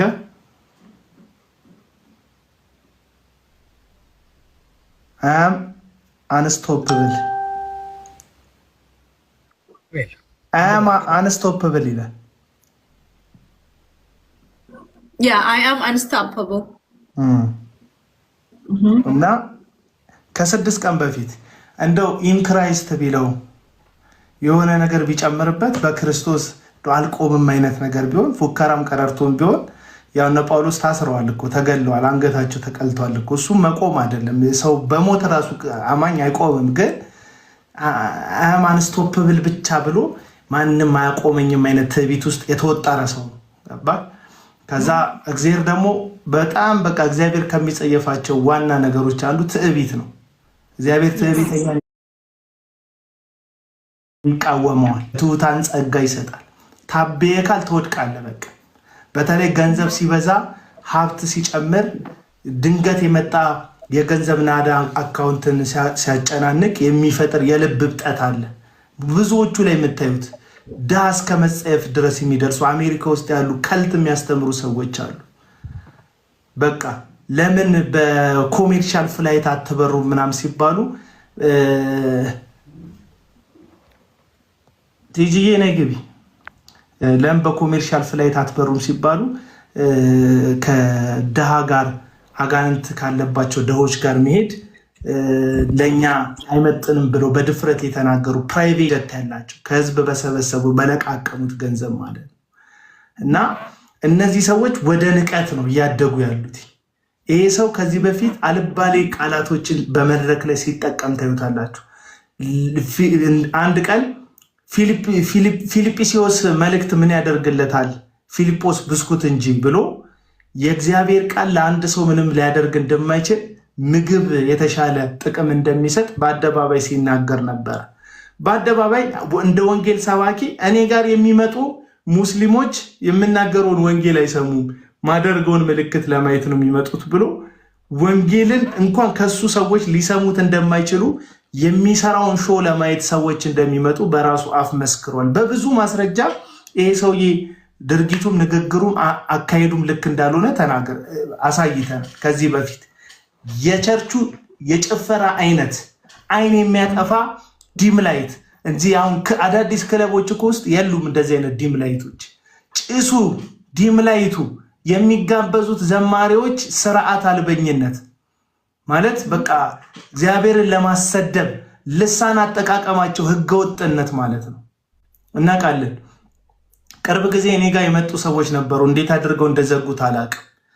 በካውንስሉ አስተባባሪነት እዛው ሩዋንዳ ከቸርቹ ጀርባ የተሰጠው መሬት አለ እና እዛ መሬት ላይ የተሰጠው መሬት ላይ 400 ካሬ ሜትር በህገወጥ መንገድ የራሱ ካርታ ላይ አስጨምሮ ከዋናው መሬት አስተዳደር ሳይሆን ከክፍለ ከተማ እንደዚህ አስጨምሮ ሰዎቹ ሰነድ ይዘው እኔ ጋር መጥተው ነበር። ሄኖክን በተመለከተ ማለት ነው። ሰነድ ይዘው መጥተው ነበር። መሬት ወስዶ ማለት የሰው መሬት። አሁን ሲታዩ የጽድቅ አገልጋይ ነው የሚመስሉት፣ ሲታዩ የሰው ማይፈልጉ ነው የሚመስሉት። ግን ከተሰጣቸው በላይ የሰው ለመንጠቅ አይናቸውን የማያሹ የሰውን ለመውሰድ በቃ ምንም ርህራሄ የሌላቸው ራሴን ለማሳየት እኮ ነው ብልጭልጭ ምለብሰው ይላል። ፒንክ ምናምን የሚለብሱት እንደው ፒንክ አሁን ይመረጣል። እንደው በወንድ ፒንክ ምናምን እንዴት ዥንጉርጉር ያለ ሰው በህይወቱ አንድ ጊዜ ለሰርጉ የሚያደርገውን ልብስ በየመድረኩ የሚያደርጉት የሱፍ ምርጫቸው እንደዛ የሆነው ከሁሉ ጎልቶ የመታየት ልብ ስላላቸው ፊታቸው ሰው ለይቶ እነሱን ትኩረት እንዲያደርግባቸው ውድ ልብስ የሚለብሱት ውስጣቸው እርካታ ስለሌለ ነው። በቃ በውድ ልብስ በውድ ሽቶ ለመሙላት ነው ይፈልጉት። ይሄ ሰው መንፈሳዊ ነው ብትሉኝ ታስቁኛላችሁ። እዚህ ውስጥ ያላችሁ ሰዎች ማለት መንፈሳዊ አይደለም፣ በቃ አይደለም። ለዛ ነው አደገኛ ቃላቶችን ከዚህ በፊት ሲነገር ታልፏል። መንፈሳዊ ሽፍታ የሚያደርጉትን አይነት ቃላቶች ሲናገር፣ አሁን ግን የተናገረው እንደ ህዝብን እኔ አሁን እኔ ሄጄ ወጥቼ ብጮ ኖሮ እንደው ትቀናበታለ ምናምን ትሉታለ። የደላላ የሰላሌ ህዝብ ሙሉ ሊቀናበት አይችልም። ይሄ ሰውዬ ላይ ህዝብ እንደ ህዝብ አይቀናብህም። ግለሰቦች ከዛ መካከል ሊቀኑብህ ሊችሉ ይችላል፣ ግን ህዝብ ሊቀናብህ አይችልም። እና የህዝብ ስም ጠቅሶ ህዝብን ማዋረድ ህዝብን ማንጓጠጥ ከተጠያቂነት አያስመልጥም ለማለት ነው። መግለጫውን አይቼ ነበር። አሁን የእሱ ፌስቡክ ላይ አሁን ስከፍት አሁን ያልከውንም አይቼዋለሁ። ታች አም አንስቶፐብል ነው የሚለው። አይ ዶንት ኖ ሂዝ አንስቶፐብል ኢን ክራይስት ኦር ባይ ሂምሰልፍ አም ኖት ኳይት ሹር። እሱ ብቻውን ከሆነ ይኸው እናስቆመዋለን። በህግ መቼም መቆሚያ አይቀርም። ሰው ነህና ትቆማለህ። ግን ገጹ ላይ አናቱ ላይ ቤተክርስቲያኒቷ እንድትጠየቅ ደብዳቤ ከጻፍንበት ምክንያት አንዱ ከእሱ ከተናገረው ንግግር ውስጥ ከአውድ ውጭ ተወሰደብን የሚል ቃል እዛ ጋር ተቀምጦ ነው የምናየው። አማርኛውን አንብባችሁት ከሆነ ስትመለከቱት ግን ቪዲዮውን በተደጋጋሚም ሆነ አንድም የሰማ ሰው ምንም ድግግምም አያስፈልግም። በመሃል የገባም ነገር የለም። ከአውድ የተወሰደ ሳይሆን በቃላት በቀጥታ የተቀመጠ ነው። ሁለተኛ ጽሁፉ ላይ የሚለው ምንድነው? የፊቼ አካባቢ ሰዎችን ብሎ ነው የሚያወራው። እንደዛ አይደለም ያለው። ቤተክርስቲያኒቱ ጭምር ነው ይሄን የሚለው። እሱ ብቻ አይደለም። ቤተክርስቲያኒቷ በጻፈችው ጽሁፏ ላይ እሱ ገጽ ላይ የተጻፈው የፊቼ አካባቢ ሰዎች ነው እንጂ የሚለው ማህበረሰቡን መጥራቱንም ይክዳል። ቢሆንም እኮ በጽሁፉ በመግለጫውም በይቅርታ አደራረጉ አጠያየቁም እኮ ይክዳል። ፊቼ አካባቢ ብሎ ትንሽ ማድረግ ይፈልጋል እዛ አካባቢ ላይ። ምክንያቱም የያዘ አካባቢ ነው። የአካባቢ ሪፖርት የሚሰጡት ሰዎች አሉ። ልጅቷም እንዳለችው በተደጋጋሚ መታ መረጃ ትሰጠዋለች፣ ትነግረዋለች። እዛ አካባቢ መጥቼ እንዲያደርግላቸዋለሁ የሚል በዛ ማምለጥ ይፈልጋል። ጽሁፉ ግን ቪዲዮ የሚለው ሰላሌ የጠንቋዮች ሀገር ነው እንጂ ያለው የጠንቋዮች ከተማ ነው ፊቼ አላለም። ሀገር ካልክ ሀገሩን የጠራው። ስለዚህ እንደ ሀገር ነው የሚቀርበው እንጂ እንደ ፊቼ የተከሰሰ ክስም የለም። ያልቀረበበትን ክስ ነው የሚያወራውና እኔ ግን ሌላ አንድ ነገር ታዝቤያለሁ። ልዕልቲ ታስታውሽ ምናልባት አይ ዶንት ኖ ሚዲያ ላይ ታችሁ ከሆነ ሰሞኑን አንድ ርዕስ አምጥቻለሁ። እኔ አንግባባም የሚል ርዕስ እኔ ዝም ብዬ ልበለው ይመስላል እንጂ አለመግባባታችን እኮ እውነት ነው። እዚህ ታች ያሉት ሰዎች በክርስቶስ ጌታ ቃሉን ሰጥቶ እኮ አፉን ክፈት ብሎታል፣ እግዚአብሔር ቃል እንዲህ የሚሉሽ እኮ ሰዎች አሉ። እግዚአብሔር እሱ ላይ የተነሳውን ሁሉ ይገለብጣል የሚሉሽ እኮ ሰዎች አሉ። ጋር ክርስቲያንስ እኮ አይደለም። አየሽ፣ ክርስትናን ስሙ ይጥሩት እንጂ የመዳኑ መንገድ ላይ አንግባባም። አየሽ፣ ወንጀለኛን ደብቆ በሌላ ቋንቋ ምን ማለት መሰለሽ? ክርስቶስ ጲላጦስ ቆሞ እኔን ሰው ምንም ነገር አላየሁበትም በሚልበት ጊዜ አይ እኛ አይተነዋል፣ ደሙ በእኛና ልጆቻችን ላይ ይሁን ስቀለው እንዳሉት ሰዎች እኮ እዚህ ስር እያየን እኮ ነው ያለን። አደባባይ ላይ በህዝብ ላይ የተደረገን ወንጀል ደሙ በእኛ ልጆች ይሁን የሚሉ ክርስቲያን መሳዮች እዚህ ስር እኮ እያይሻቸው። ለዚህ ነው ክርስትናው ቫሊው የለውም፣ ቫሊው ጠፍቷል። አላወቅንም እንጂ እንደዚህ አይነት ሰዎች ከመስመር ሲጠፉ ታስታውሱ እንደሆነ ነቢይ ሱራፌል የዛሬ 3 ነው 4 ዓመት አንድ ኦሮሞ ተወላጅ ስም ማን ነው ስሉ ስሙ ኤገሌ ነው አለ። ስሙን ሲጠራ አይ ከዛሬ ወዲህ ስምን ቀይሬያለሁ አለው። ለምን ተቀይረዋል? ከኔ ያመጣው የማስራዓት ነው እሱ። ልክ እንደዚህ አይነት ነገሮች ሲያደርጉ ሰው ሁሉ ሰውየውን ከመደበቅ ይልቅ ሰውየው መሳቱን ነግረውት ቢሆን ኖሮ ሄኖክ በዚህ መንገድ ባልመጣ ነበር። ከሄኖክ በፊት የነበሩ ብዙዎች በዚህ መንገድ ባልመጡ ነበር። ብዙ ሐሰተኛ ትንቢቶችን ባልሰማን ነበር። ትንቢት አልጋ ውስጥ ምን ያደርጋል? የትንቢት ቫሊዩ የመጽሐፍ ቅዱሳዊ ትርጉሙ እነኚህ ሰዎች የሚጫወቱበት መንገድ አይደለም። ትንቢት የሚመጣው ለሶስት ነገር ነው። ህዝብን ለመምከር፣ ህዝብን ለመገሰጽ፣ ከጥፋት ለመከልከልና ህዝብን ከሚመጣ ጥፋት መጠበቅ ነው። የነነዌ ህዝቦች የሚጠፉ ህዝቦች ነበሩ። ነገር ግን ከጥፋቱ በፊት እግዚአብሔር እንዲመከሩ ነቢይን የላከላቸው። ነቢይ የሚቀባው ሐዋርያ የሚቀባውን ቅባት ሊሰራ አይደለም። የራሱ የሆነ ቢሮ አለው። ስለዚህ ነቢዩ ሄዶ ለህዝቡ ከተናገረ ህዝቡ ከጥፋቱ ይመለሳል ማለት ነው።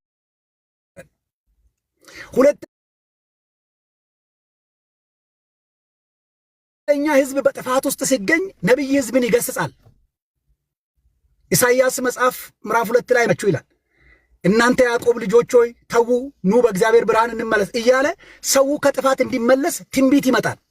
ትንቢት ሰውን ከጥፋት መመለስ፣ ህዝብ እየሄደበት ሊመጣበት ያለው ውሃ ተሸክመህ እኔ ከሚስቴ ጋር ግንኙነት ሳረግ ረጅም ጊዜ አልቆይም አስረዝምልኝ፣ እንዲህ እኮ የለም። እንዲህ አይነት መጽሐፍ ቅዱስ ላይ የለም። እንዲህ አይነት ቴዎሎጂ ትምህርት ቤት የለም። ስነ መለኮትም በርቀት በብዙ ርቀት ከነኚህ ድኩማን ሰዎች በብዙ ርቀት ሄደናል፣ አይቻለሁ። የለም እንዲህ አይነት ትምህርት። መጽሐፍ ቅዱሱ እንደዚህ አይልም። በነፃ የተቀበላችሁትን በነፃ ስጡ የሚል ቃል ነው ያለው እንጂ ውሃ አምጡና ልባርከው ከዛ ቤትሽ ያለው አጋንንት ይወጣል፣ የለም እንደዚህ አይነት ነገር። ውሃ አስፈልገውም። የክርስቶስ ኢየሱስ ደም አንዴና ለዘላለም ውሃ ሆኖ ፈሶልሃል። አስፈልግም ከዚህ በኋላ። እነኚህ ሰዎች የሚያደርጉት ምንድን ነው? የጠንቋይን ስራ ነው የሚሰሩት። ጠንቋይ ነው አጭበርብሮ እንደዚህ አይነት ስራ የሚሰራው። ስለት የሚቀበለው ጠንቋይ ነው። ፍትሃት የሚቀበለው ጠንቋይ ነው። ብዙ ጊዜ ፍትሃት የሚለውን ቃል ሃይማኖት ቤት ብቻ ነው የምናውቅ አይደለም። አጋንንት ቤት አለ። ይሄ ፍትሃት የሚባል ነገር አለ። ሰው ካለው ነገር ሁሉ አቅርቦ ደጁ ላይ ላሉት ሰዎች ሁሉ መግቦ ከእስራቱ ይፈታል የሚል ጠንቋይ ስራ ነው ይሄ። ጠንቋዮች ሰዎችን መዝግቦ አዳራሽ አስቀምጦ አውሊያው ከላዩ ላይ የሚፈርደው ሰውዬ ሰዎችን ካውንስል ያደርጋል። ይህን ስራ ነው እነኚህ ሰዎች የሚሰሩት። ወንጌል እንደዚህ አይደለም። ወንጌል እንደዚህ አይደለም። እኔ እንደውም አዙሬ ለተሰይ እንደው በቃ እሱ እንዳለው ይሁንና ሆነ እንበልና ሰላሌ እንደዚህ አይነት ነገር ተፈጠረ አሉ። ሰላሌ ውስጥ ግን ህዝብ አለ። ወንጌል የመጣው እኮ ቤተክርስቲያን ውስጥ ያለው ጋር አብረ እንድታጨበጭብ ሳይሆን የጠፋውን ማህበረሰብ ሄደ አስተምረህ መግበህ አብልተህ በድካሙ አብረ ቆመ መመለስ ነበር ስራው። አይደለም እንዴ? 99ኙን ትቶ አንዷ ፍለጋ ሄደ እኮ ነው የሚለው። የሰላሌ ኦሮሞ ህዝብ በጠራ ወረዳ ላይ፣ ኩዩ ወረዳ ላይ፣ ያያ ጉለሌ ላይ ህዝብ ተርቦ እኮ በዚህ ሚዲያ ላይ እኮ እባካችሁ ብለን እኮ ስንለምን ነበር። እርዱ ብለን እኮ የሃይማኖት ተቋማትን እኮ ስንለምን ነበር። ከህዝባችሁ የምትሰበስቡትን አስራት ለዚህ ድሃ ህዝብ አካፍሉ ብለን እኮ ስንጠይቅ ነበር። የምትሰበስበው ገንዘብ ብልጭ ብልጭ የምትል ነገር አቁመ ኪቦርድ አንጋግተ መድረክ ላይ ሮጠ ህዝብን ማሳት ሳይሆን ክርስቶስ እኮ ያደረገው 5000 ህዝብ እኮ ደክሞ በነበረበት ሰዓት ሸኛቸው ያሉት። ሸኛቸው ሲሉት አይ ኖ መሸኘት የለባቸው አስቀምጧቸው ደክሟቸዋል ያለው። ወንጌል ይሄ ነው። ክርስቶስን የምትመስል ከሆነ ይሄን ነው የምታረገው። ድሃ ያለበት ቦታ ትፈልጋለህ። ችግረኛ ያለበት ቦታ ትፈልጋለህ። የተራበ የተራቆተ ምስኪን ያለበት ቦታ ትፈልጋለህ። ባለበት ባህላዊ ይሁን በማንኛውም ደካማ ጎኑ ልትሳለቅበት ሳይሆን አብረሆ ትገኝና አስቀምጡ እንዳለ ጌታህን ለመምሰል ካለብህ አብረሆ ሄደ አስቀምጡ ትላለህ። ጠራ ላይ ትገኛለህ። 2 ዓመት ነው ህዝቡ የተራበው። ጉለሌ ላይ ትገኛለህ። ሜታ ሮቢ ላይ ትገኛለህ። አዳ በርጋ ላይ ትገኛለህ። አብረሆ ትቆምና ያለህን አካፍለህ ከዛ በኋላ ጌታን ወንጌል ነግረኸው ብትሄድ አንድ ህግ እያሟላ ነው። ምን የሚል መልካሙን ስራችሁን አይቶ በሰማይ ያለውን አባታችሁን እንዲያከብሩ ብርሃናችሁ በሰው ሁሉ ፊት ይብራ የሚለውን ቃል ኢየሱስ ያድናል ሳትል በስራህ ብቻ ያዕቆብ ሲናገር ምንድን ነው ያለው? ከስራ የተለየ እምነት ራሱ የሞተ ነው። ለምን? ከነፍስ የተለየ ስጋ የሞተ እንደሆነ ሁሉ ከስራ የተለየ እምነትም በራሱ የሞተ ነዋል። ስለዚህ እምነት በስራ ነው የሚገለጠው። ድሃን አብልተ መግበኸው ኢየሱስ ያድናል ባትለው ምንም ሳትል ብትመለስ ህዝቡ ይፈልግሃል። ነገ ብትነግረው በሁሉ ነገር ያዳምጣል። ወንጌል እንዲህ ነው የሚሰበከው። ከደካማ ጎን ቆመ ነው የምትሰብከው እንጂ በህዝብ ላይ ትፈርድ ዘንድ አንተ የክርስቶስ ወንጌል ሳይሆን። በእርግጥም ነቢይ ሄኖክ ግርማ ሐሰተኛ ሰው ነው። ሐሰተኛ ነቢይ ነው። በእግዚአብሔር ቃል ድፍረት ነው የምነግርህ። ይሄንን እጠቅሳለሁ ቃል። አሁን ኢየሱስ ክርስቶስ ዝሙተኛ ሴትን ፊት ለፊቱ አመጡለት። በሙሴ ሕግ እንደዚህ አይነት ተደርጎ የተገኘ ሰው ተወግሮ መሞት ይገባዋልና አንተስ ምን ትላለህ አሉት። እናንተስ ተዘጋጅተናል፣ እኛ በበኩላችን ይኸው ድቡልቡል ድንጋይ ይዘናል፣ እኛ ሬዲ ነን፣ አንተስ ምን ትላለህ አሉት። ጎንበስ ብሎ መሬት ላይ ጻፈ ይላል። ምን ብሎ እንደ ጻፈ ባላውቅም ሲጨቀጭቁት ግን ቀና ብሎ እንዲህ አላቸው፣ ከእናንተ መካከል ኃጢአት የሌለበት የመጀመሪያውን ድንጋይ ያሳርፍበት አላቸው። ከዛ በኋላ አልተከለከላቸው፣ እጃቸውን አላሰረም ጌታ። እያንዳንዳቸው ህሊናቸው ወቅሷቸው አላ የሚያውቁት ነገር አላቸው የራሳቸው። የሴትዮ አደባባይ ታይቷል። የነሱ ያልታየ አደባባይ የማይታወቅ የተረገመ ተግባር አለ ማለት ነው። ህሊናቸውን የከለከለ ነገ ለሱም ስለሚመጣ። ስለዚህ ምን አደረጉ ነው የሚለው። ሁላቸውም ጥሎ ወጡ። ክርስቶስ ቀና ብሎ አንቺ ስል ከሳሾችሽ ወዴት አሉ ሲል አንዳቸውስ እንኳን የሉም ጌታ ሆይ። ከዚያስ እኔም አልፈርድብሽም፣ ደግመሽ ኃጢአትን አትስሪ፣ በሰላም ሂጂናል። ወንጌል ይሄ ነው። ሄኖክ ግርማ ይሄንን የሚያደርግ ሳይሆን ከዚህ ወንጌል ተቃራኒ የሚራመድ ሐሰተኛ ነብይ ነው። ሐሰተኛ ነብይ ነው። አንታይ ክራይስት የሆነ ሐሰተኛ ነብይ ነው። ባይ ዘ ዌይ ይሄንን በድፍረት ስናገር አጋንንት የሚያደርገውን የማናቅ ሰዎች አይደለንም። የኦሮሚያ በረሃ ውስጥ አት ኤጅ 15 and 16 ብዙ ተአምራቶችን እያየሁ ወንጌልን ሰብኬያለሁ። አይተናል። የጌታን ክብር በኢትዮጵያ ዳር ድንበሮች አዳት ኤጅ ሰዎች መናኸሪያ መጥቶ ትልልቅ አገልጋይ ሲጠብቁ የለም ትልልቅ አገልጋይ ተትተን መንገድ ላይ ሁሉ ተረስተን የእግዚአብሔር ክብር እስኪታይ ድረስ ሰው የእግዚአብሔር ሰዎች እስከማንመስላቸው ድረስ የእግዚአብሔርን ክብር አይተናል። ግን የእግዚአብሔር ክብር የተገለጠው በውሃና በዘይት አይደለም፣ በክርስቶስ ስም ብቻ ነው። ወንጌል ይሄ ነው። ወንጌል የክርስቶስ ኢየሱስን አልቲሜት ሞዴል ባንተ ዕውቀት፣ ባንተ አካል፣ ባንተ አእምሮ፣ ባንተ ስነ ልቦና፣ ባንተ ልክ መግለጥ። ለዚህ ነው እኮ ጳውሎስ ራሱም በእኔ ልክ መግለጥ በወደደ ጊዜ ከስጋና ከደም ጋር አልተማከርኩም፣ ሁሉም ትቼ ወዴት ነው የሚለው። እሱ ነው ወንጌል ማለት።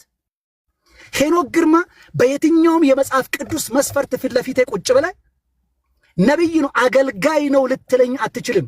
አገልጋይ ልታደርገው የምትችልበት አንድም ጥቅስ አታገኝም። እግዚአብሔር ምስክሬ ነው።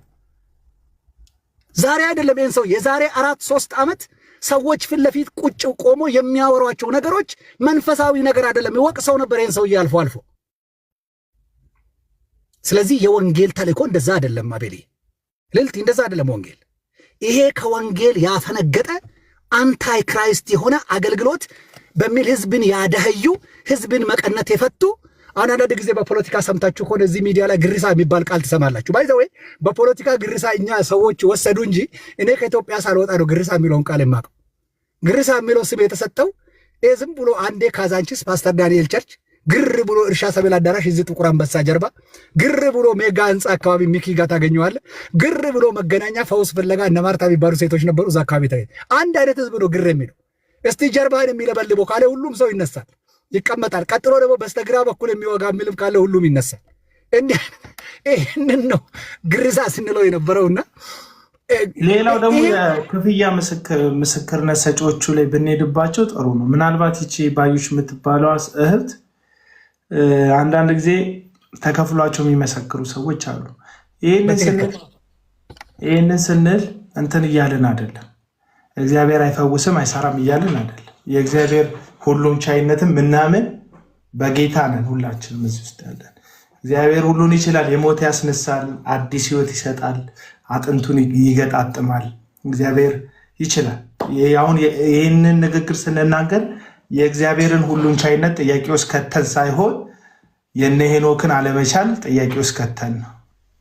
አሁን ለዩልን። እግዚአብሔር ሁሉን ይችላል፣ ሁሉን አዋቂ ነው። አምላክ በሁሉ ቦታ የሚገኝ ጌታ ነው። ምንም ጥያቄ የለንም። መሐሪነቱ፣ አዋቂነቱ፣ ኃያልነቱ ላይ አሁን ጥያቄ ስናቀርብ የምናነሳው እሱ ነው። ለዚህ ምስክራችን ደግሞ በለጠ የሚባለው ከዓመታት በፊት እዩ ጩፋ ለእረፍት በሄዱ የመከላከያ ሰራዊቶች ቀይ ቡኔት መልበስ የሌለባቸው የመከላከያ ሰራዊቶች ቀይ ቡኔት አስለብሷቸው አሲዞ ያስደበደበውና በግድ ይቅርታ ያስጠየቀው በለጠ የሚባለው ሰው ምስክራችን መንግስቱ በለጠ የተባለው ሰው። መንግስቱ በለጠ ከዓመታት በፊት በዩ ጩፋ ቻናል ላይ ሴሪያ የተበጠበጠች ዘመን ላይ ባለፈው አውርተናል መሰለኝ። እነዚህ ሰዎች አጋንንት ራሱ የሚጮህ ሲዝናል የሆነ አጋንንት ነው ቸርቻቸው የሚጮህ። እኛ እዚህ ውስጥ ወተን ስለ ሆሞሴክሹዋል ስንቃወም ዳውን ሆሞሴክሹዋል ምናምን ስንል እንዲህ ስንል ቸርቻቸው ህዝቡን ሆሞሴክሹዋል ለማድረግ የመጣው ሴጣን ነኝ ይላል። ሴጣኑ ድራማ እንደሆነ እንድታቁ ብዬ ነው። ከቲክቶክ ነው ኢሹ የሚወስደው፣ ከቲክቶክ ነው፣ ከዜና አውታሮች ነው ሀሳብ የሚወስደው ሴጣኑ። ሴጣን እንግዲህ ከዜና አውታር ላይ ሀሳብ ሲወስድ ዝም ብላችሁ አስቡት። ሰይጣን ሀሳብ ሲወስድ ሀሳብ ይሰጣል እንጂ ሴጣን ሲጀመር ዲያብሎስ ማለት ሀሳብን ወርውሮ የሚከት ማለት ነው ትርጉሙ። ሀሳብ ወርውሮ ይከታል። ሰይጣን ከታች ነው። ለዚህ ነው ጳውሎስ ሲናገር ሀሳቡን አንስተው የሚላል። የዲያብሎስን ምን ሀሳብ አናቱን አይደለም ዲያብሎስን የምትመታው ሀሳቡን ነው የምትመታው። እና ሰይጣን ሁሌ ሀሳብ ነው ሰዎች ልብ ውስጥ የሚከተው እንድታቁት ብዬ ነው። እና የነ እዩ ጩፋ የነ ሄኖክ ሰይጣን ሚጮህ እዛ እነሱ አዳራሽ ሚጮህ ሰይጣን ኢሹ ከሶሻል ሚዲያ ነው የሚወስደው እና ከቲክቶክ ላይ ነው የሚወጣው ሰይጣናቸው። እነዛን ሰሞን የሴሪያ መንግስት ተረብሾ ነበር። ሴሪያ በጣም ብጥብጥ ነበር እና ሰይጣኑ ደግሞ ፕሮሞት የሚያደርገው ነብዩን ነው። ዝም ብላችሁ አዳራሽ ውስጥ የሚወጣው ሰይጣን አንተ እያለህ አላሰራልከን ይላል ሰይጣኑ። ማን ነው ፕሮሞት የሚያደርገው? አላሰራ ያለው እኮ እግዚአብሔር አይደለም፣ የእግዚአብሔር መንፈስም አይደለም፣ ወንጌል አይደለም፣ ሰውየው ነው አላሰራ ያለው። ከዛ ምን አለ መንግስቱ በለጠ ጩቤ ይዞ ነው መድረክ ላይ የወጣ። ልገልክ መጥቼ እስቲ ልቀቁት ምና ይላል እዩ ጩፋ እንዲህ እያለ ልቀቁት ምናምን ብሎ እግሩን ብድግ አድርጎ ጣስ ያደርገው። ስንት ናችሁ ሲለው 5 ሚሊዮን አጋንንት አለ። በቪዲዮ ማሳየት ይችላል እሱን ነገር ከፈለጋችሁ የመንግስቱ በለጠን ጉዳይ። ከዛ መንግስቱ በለጠ እኛ እንጥማለን ሌሎች እንዲከተሉ ቻናሉን ንገራቸው፣ ምናልባት እንትን እንዳይጎዳብን። ችግር የለውም። በእንትን ቴሌግራም ላይ ያለን ወደ ላይ መሄድ ያስፈልገኛል። እያወራሁ ወደ ላይ ከሄድኩ ከደረስኩበት አሳያችኋለሁ። ቴሌግራም ላይ እንትን ያለ ነው እና መንግስቱ በለጠ ምን አለ? 5 ሚሊዮን አጋንንት ነው ያለብኝ አለ። ከሌጊዮን ሁሉ ይበልጣል። ሌጊዮን ከሚባለው መንፈስ ሁሉ ይበልጣል። ሌጊዮን ከ1000 እስከ 6000 ያለው የሮም ወታደሮች ቁጥር ስብስብ ነው።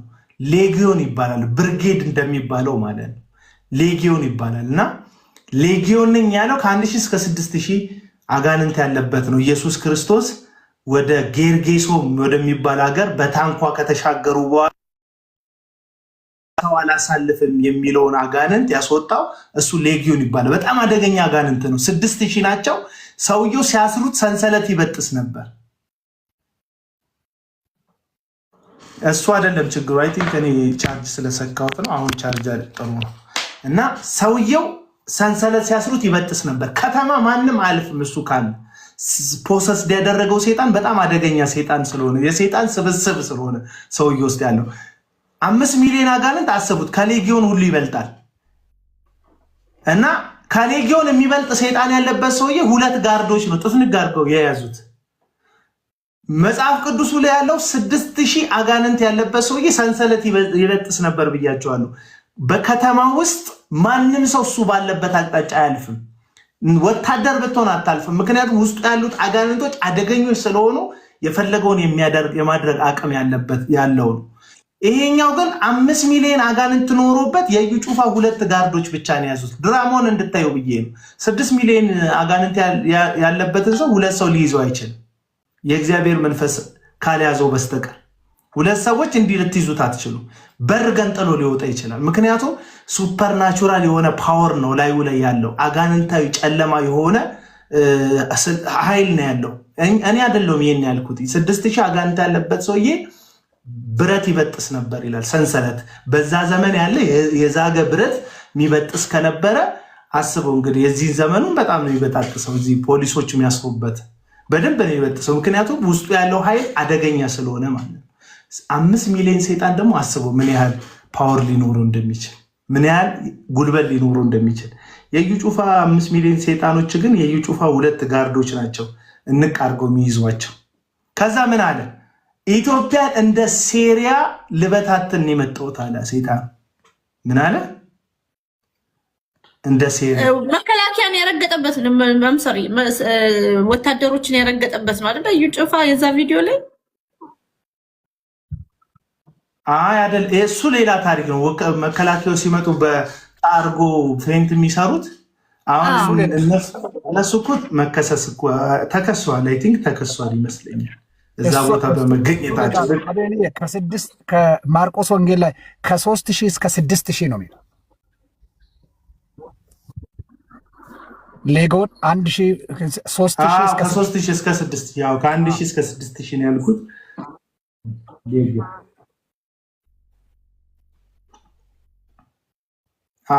ሌጊዮን ይባላል። ይሄ ሌጊዮን የሚባለው ስም የሮም ወታደሮች ስብስብ ነው። ባታሊዮ እዛ እንትን ብርጌድ ምናምን እንደሚባል በወታደር ቤት ውስጥ ሌጊዮን ማለት ከ3000 እስከ 6000 ወታደሮች ያሉበት የሮም ወታደር ስብስብ ነው። እና ከ3000 እስከ 6000 ሰይጣን ስለነበረበት ኢየሱስ ማነህ ሲለው ሌጊዮን ነኝ አለ። ይታወቃል። ሌጊዮን ከሆነ እስከ 6000 ወታደር ነው ውስጡ የተጠቀጠቀው ማለት ነው። ያ እንግዲህ ሰንሰለት የሚሰብር በጣም ትልልቅዬ ነገር የሚያደርግ የአጋንንት መንፈስ ነው። እንትኑን ወደታች እየፈለግኩ ነው። እሺ እያዩ ያለሁት አግኝቼዋለሁ። የበርሊን መንግስቱ ይኸውላችሁ። እኔ ቪዲዮ ነገራችሁ በመላው ዓለም የምትገኙ የነብዩ ተቃዋሚዎች ወዳጆች ደስ ይበላችሁ። ተቃዋሚዎች በጣም ስሙ።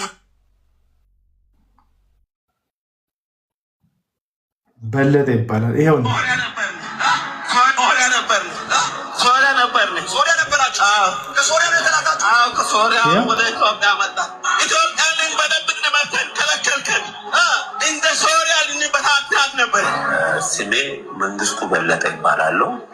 የትውልድ አገሬ ወደ ወላይታ ዞን ዱጉና ፋንጎ የሚባል ወረዳ ነው።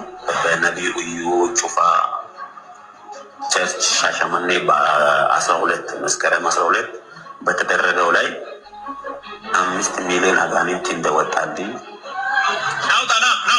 ስንት ናችሁ በሱ ላይ ያላችሁት? 5 ሚሊዮን ሰዎች። ኦኬ ነብዩን ግደል ተብላችሁ ነው የመጣችሁ?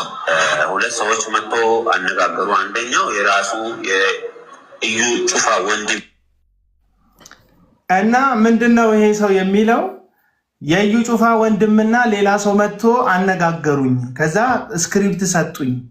5 ሚሊዮን አጋንንት እንዳለብህ አድርገህ ተውን አሉኝ። ከዛ 5 ሚሊዮን አጋንንት አለብኝ አልኩኝ። ከዛ ለምንድን ነው የተላከው? እዩ ጩፋን ላጠፋ እንድገድል፣ ከዛ ኢትዮጵያን ለመበጣጠል። ከዛ አንተ ስላለ ግን መስራት አልቻልኩም ማለት ይሄ የትወና ሰይጣን።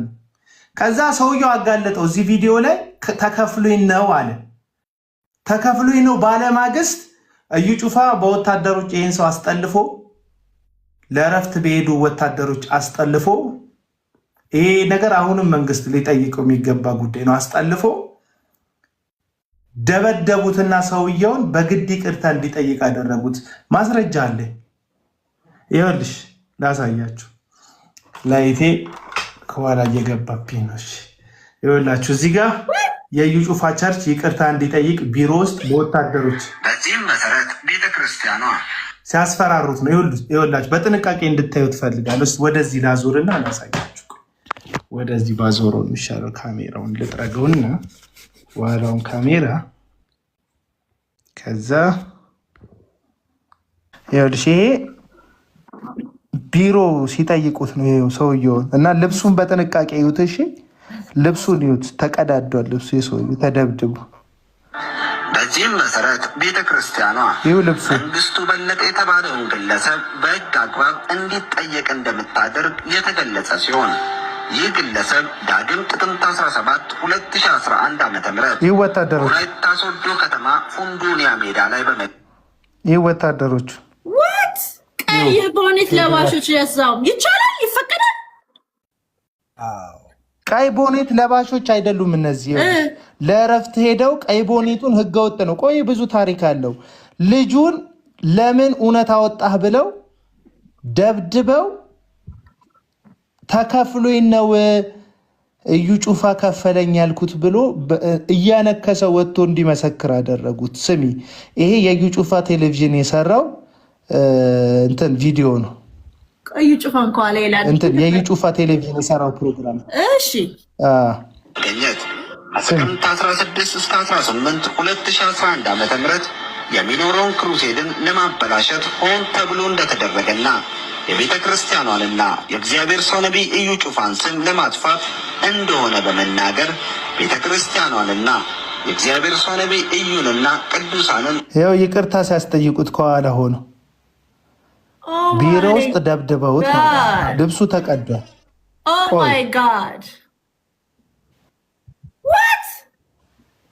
መንግስቱ በለጠ በጣም ግፍ የደረሰበት ኢትዮጵያዊ ነው። ፉንዱኒያ ሜዳ ላይ ሊደረግ ያለውን ክሩሴድ ለማደናቀፍ የውሸት መሰከረ ብለው የእውነት የመሰከረውን ሰውዬ ደብድበው ውሸቴን የተናገርኩት ከፍሎኛል ያልኩት ውሸቴን ነው እንዲል ያደረጉት። ሪል ግን ከፍሎት ነው 5 ሚሊዮን ሰይጣን አለብኝ ብሎ ተውኖ የነበረው። ታዲያ እኮ እነዚህ እኮ ማፊያዎች ይቅርታ የጠየቀ ሲሆን ታዲያ ቆየ እኮ ሌላ ቆይ ቪዲዮ ላሳይሽ። ይኸውልሽ መከላከያ ሰራዊት የመከላከያ ጀነራል በጉዳዩ ላይ አስተያየት ሰጥተዋል። በዚህ ጉዳይ ላይ ስለሄዱ ሰዎች ይኸው ዜናውን ስሚ። በመጨረሻም በአዋሳ እንደ ሃይማኖታዊ ስነስርዓት ላይ መለዮ ለብሰው ሰባኪውን ያጀቡት የመከላከያ ሰራዊት አባላት በቁጥጥር ስር ዋሉ። የመከላከያ ከፍተኛ ባለስልጣን የሆኑት ሜጀር ጀነራል መሐመድ ተሰማ ለመከላከያ ቴሌቪዥን በሰጡት መግለጫ ግለሰቦቹ የሰራዊቱን መተዳደሪያ ደንብ ጥሰው በመገኘታቸው መታሰራቸውን ይፋ አድርገዋል። ሁለቱ የመከላከያ ሰራዊት አባላት ቀይ መለዮ ያጠለቁ ቢሆንም የኮማንዶ አባላት ያልሆኑ በህገወጥ መለዮን ያጠለቁ መሆናቸውን አብራርተዋል። ወታደሮቹ ለእረፍት ወደ ቤተሰቦቻቸው በሄዱበት ወቅት ድርጊቱን መፈጸማቸው ተመልክቷል። በአዋሳ በተካሄደው ስነስርዓት ላይ ሰባኪው እዩ ጩፋ ማጭበረር ፈጽመዋል በማለት በሌላ መድረክ የተናገረ ሰው ተይዞ ሲገባ የሚያሳይ ቪዲዮ ላይ ተጠቃሾቹ ወታደሮች በአጃቢነት ተገኝተዋል።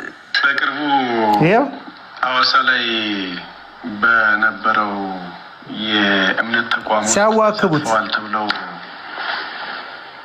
የተነገሩን የሰራዊት አባላቶች ጀነራል የቪዲዮ ክሊፑንም ለማየት እንደሞከር ነው። በፋርዘር ማንነታቸውን ለማጣራት ተሞክሯል። ሁለቱ አክቲቭ የሰራዊት አባላት መሆናቸውን አረጋግጠናል። የሰራዊት አባላቶቹ ለአገር ቤት ፍቃድ ወደ ቤተሰብ ሄደው እዛ አካባቢ በረፍት ጊዜ ላይ እንዳሉ ወደዛ የእምነት ተቋም ሄደው የሰራዊቱን ዩኒፎርም ለብሰው በዛ መድረክ ላይ ተገኝተዋል። እዛ ቦታ ላይ የተገኙት የሰራዊት አባላት ሁለቱ ኮማንዶም አይደሉም፣ የኮማንዶ አባልም አይደሉም። በተለያየ የስታፍ እና የእግረኛ ስራ ውስጥ የተሳተፉ ይኸውልህ፣ በግድ ነው እንደዚህ ያስባሉት። ይህን ሰውዬ ደብድበው ልብሱ ኦልሬዲ ተቀዷል። የታችሁታላ ልብሱ የሰራዊት አባላት ሲገባም ያነክሳል። ሰውዬው እግሩን መተውታል። ይሄ እንግዲህ የመከላከያ አዛዥ ናቸው። እንግዲህ ወጥተው የእኛ ሰራዊት ሁለቱ ቢሆኑም የለበሱት ቀይ መለየው ግን ህገወጥ መለየው ነው ብለው ለእረፍት በሄዱበት ስራ ላይ አይደሉም። እነዚህ ሰዎች ግዳጅ ላይ አይደሉም። ኮማንዶም አይደሉም እኮ እያለ ነው። አይደሉም። ዋው! ታዲያ እኮ አደገኛ አሸባሪ ነው። ዋው! እንዴት አወቀ እኮ ነው። ቀላል መሰለሽ አልተሰራበትም። ይኸውልሽ ሌልቲ፣ ይሄ ነገር አልተሰራበትም። ዝም ተባለ። ገባሽ?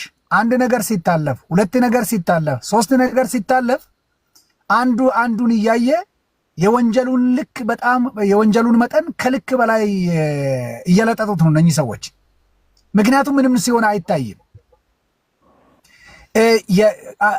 አንድ የሃይማኖት ተቋም የሚገዛለት አንድ የሆነ ቢሮ መኖር መቻል አለበት። ምንም እንኳን እንትን ቢሆንም ህዝብ ነው። ህዝብ ህግ አለ፣ መንግስት አለው። የሚያገለግለው በህግ የሚመራ በህግ መንግስት ስር የሚያድር ህዝብ ነውና እንደው ዝም ብሎ በዘፈቀደ የወደደውን ነገር የሚያደርግ መሆን መቻል የለበትም። የሃይማኖት ተቋማቶች የሃይማኖት አገልግሎታቸውን እኮ ለመትከል ለመንግስት ፈቃድ ለሚሰጠው አካል እኮ ለማሳመን ጽፎ የሚሰጡት እኮ አንድ ነገር አለ። ዝም ብሎ በመሬት አይደለም። ጽፎ የሚሰጡት ነገር ዜጋን ይጠቅማል ወይ? የሀገር የሚመጣውን ትውልድ ታማኝ ያደርገዋል ወይ? የዛን ማህበረሰብ ባህል ይጎዳል ወይ? የህዝቦችን የጋራ ጉዳይን ያበላሽ ይሆን ወይ? ለሀገር ደህንነት ስጋት ይሆናል ወይ? ለህዝቦች በሰላም አብሮነት መኖር ትሬት ይሆናል ወይ? የሚሉ ነገሮችን እኮ እንደማይሆኑ ተረጋግጦ እንደውም ጠቀሜታ ይኖረዋል ተብሎ ነው ፈቃድ እኮ የሚሰጠው። ነገር ግን ፈቃድ የሰጠው አካል እነዚህን ሰዎች ተከታትሎ ለህግ የሚያቀርብበት ደግሞ የራሱ የሆነ መዋቅር ሊኖረው ይገባል። በመሆኑም እነኚህ ሰዎች የዛሬ ምንም ይሁን መቼም ይሁን ተሰብስበው መጠየቅ አለባቸው። ለምን ካልሽ ከነኚህ ሰዎች ጋር የተፈለፈሉ የወጡ ሰዎች በየቦታ በየፎቁ እኮ ቸርች ከፍተዋል። ባነር አላቸው። 2 ሰዓት አንዱ ይጠቀማል። 2 ሰዓት አንዱ ተጠቅሞ ከወጣ በኋላ ባነሩ ፈቶ ነው የሚወርደው። ሳንቲሙን ሰብስቦ ከዛ የሚቀጥለው ይገባል። እሱም ባነሩን ይለጥፋል። የሚመጡ ሰዎች ይመጣሉ፣ መባ ይሰበስባል። ከዛ እሱም ይወርዳል። ሌላም ይገባል። አለ እንደ ስቱዲዮ ክራይ እንደ ስቱዲዮ ክራይ የሚከራይ አዳራሽ አለ። እንደዚህ 4-5 የሆኑ ታምሮ አያልቅም ኢንተርናሽናል ቸርች። ከዛ ቀጥሎ ደግሞ ኒው የእግዚአብሔርን ድንቅ ስራዩ ዓለም አቀፍ ቤተክርስቲያን ይገባና ያገለግላልና አዳራሹን ለ5 ለ6 ነው የሚገለገሉበት። ሁሉም ዓለም አቀፍ ነው ደግሞ ስማቸው አይቻለሁ። ያው ሁሉም ዓለም አቀፍ ነው። እሱ ህግ ነው። እሱ የካውንስሉ አንድ ህግ ነው። ሌላም ቦታ ሄደው እንዲከፍቱ መሰለኝ። አይ ቲንክ ግን ከሀገር መውጣት አልቻሉም። የቋንቋ ሙስንነት፣ የሀሳብ ሙስንነት አለባቸው። አይ አቤል ይኸውልህ ፈቃዱ እኮ ሲሰጥ ዓለም አቀፍ የሚል እኮ ቢያንስ አንድ ነገር ባለ ራዕይ መኖር አለበት። የሚመራው ኢትዮጵያ የ80+ ብሔር ብሔረሰቦች ሀገር እንደመሆኗ ተው ዓለም አቀፍን ኢትዮጵያ አቀፍ ይሁን።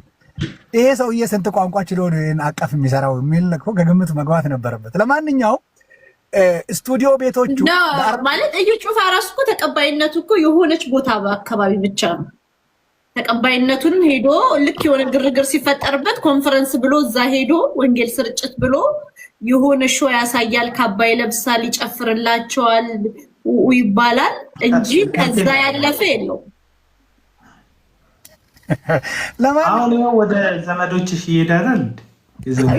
እኔ አሁን መንግስት ወይ ያለን ችግር በቂ ነው። እኔ እንዳይመጣብን እንዳደርስብን ዝቆኔው ለብሶ ከቻል ደግሞ ያምርበታል። ሁሉም ነው የሚያምርበት። የብሔራዊ ቲያትር ተዋናዮች አሏ። ላይክታት ነው እነዚህ ሰዎች። እውነቴን ነው። ብሔራዊ ቲያትር ያለ ተዋናይ ታውቃላችሁ አይደል? በተለይ በደርግ ዘመን የነበሩ ተዋናይ አማርኛውንም ኦሮምኛውንም ጉራግኛውንም አፋርኛውንም ራሳቸውን የሚዘፍኑት ሰዎች ይችላሉ ብዙ ቋንቋና ሁሉም ልብስ ያምርባቸዋል። ሁሉን እንቅስቃሴ ይችሉታሉ እንደዚህኛው ግለሰብ ማለት ነው። እንደምታውቁት ሰይጣን የብርሃንን መልአክ እንዲመስል ራሱን ይለውጣል ይላል።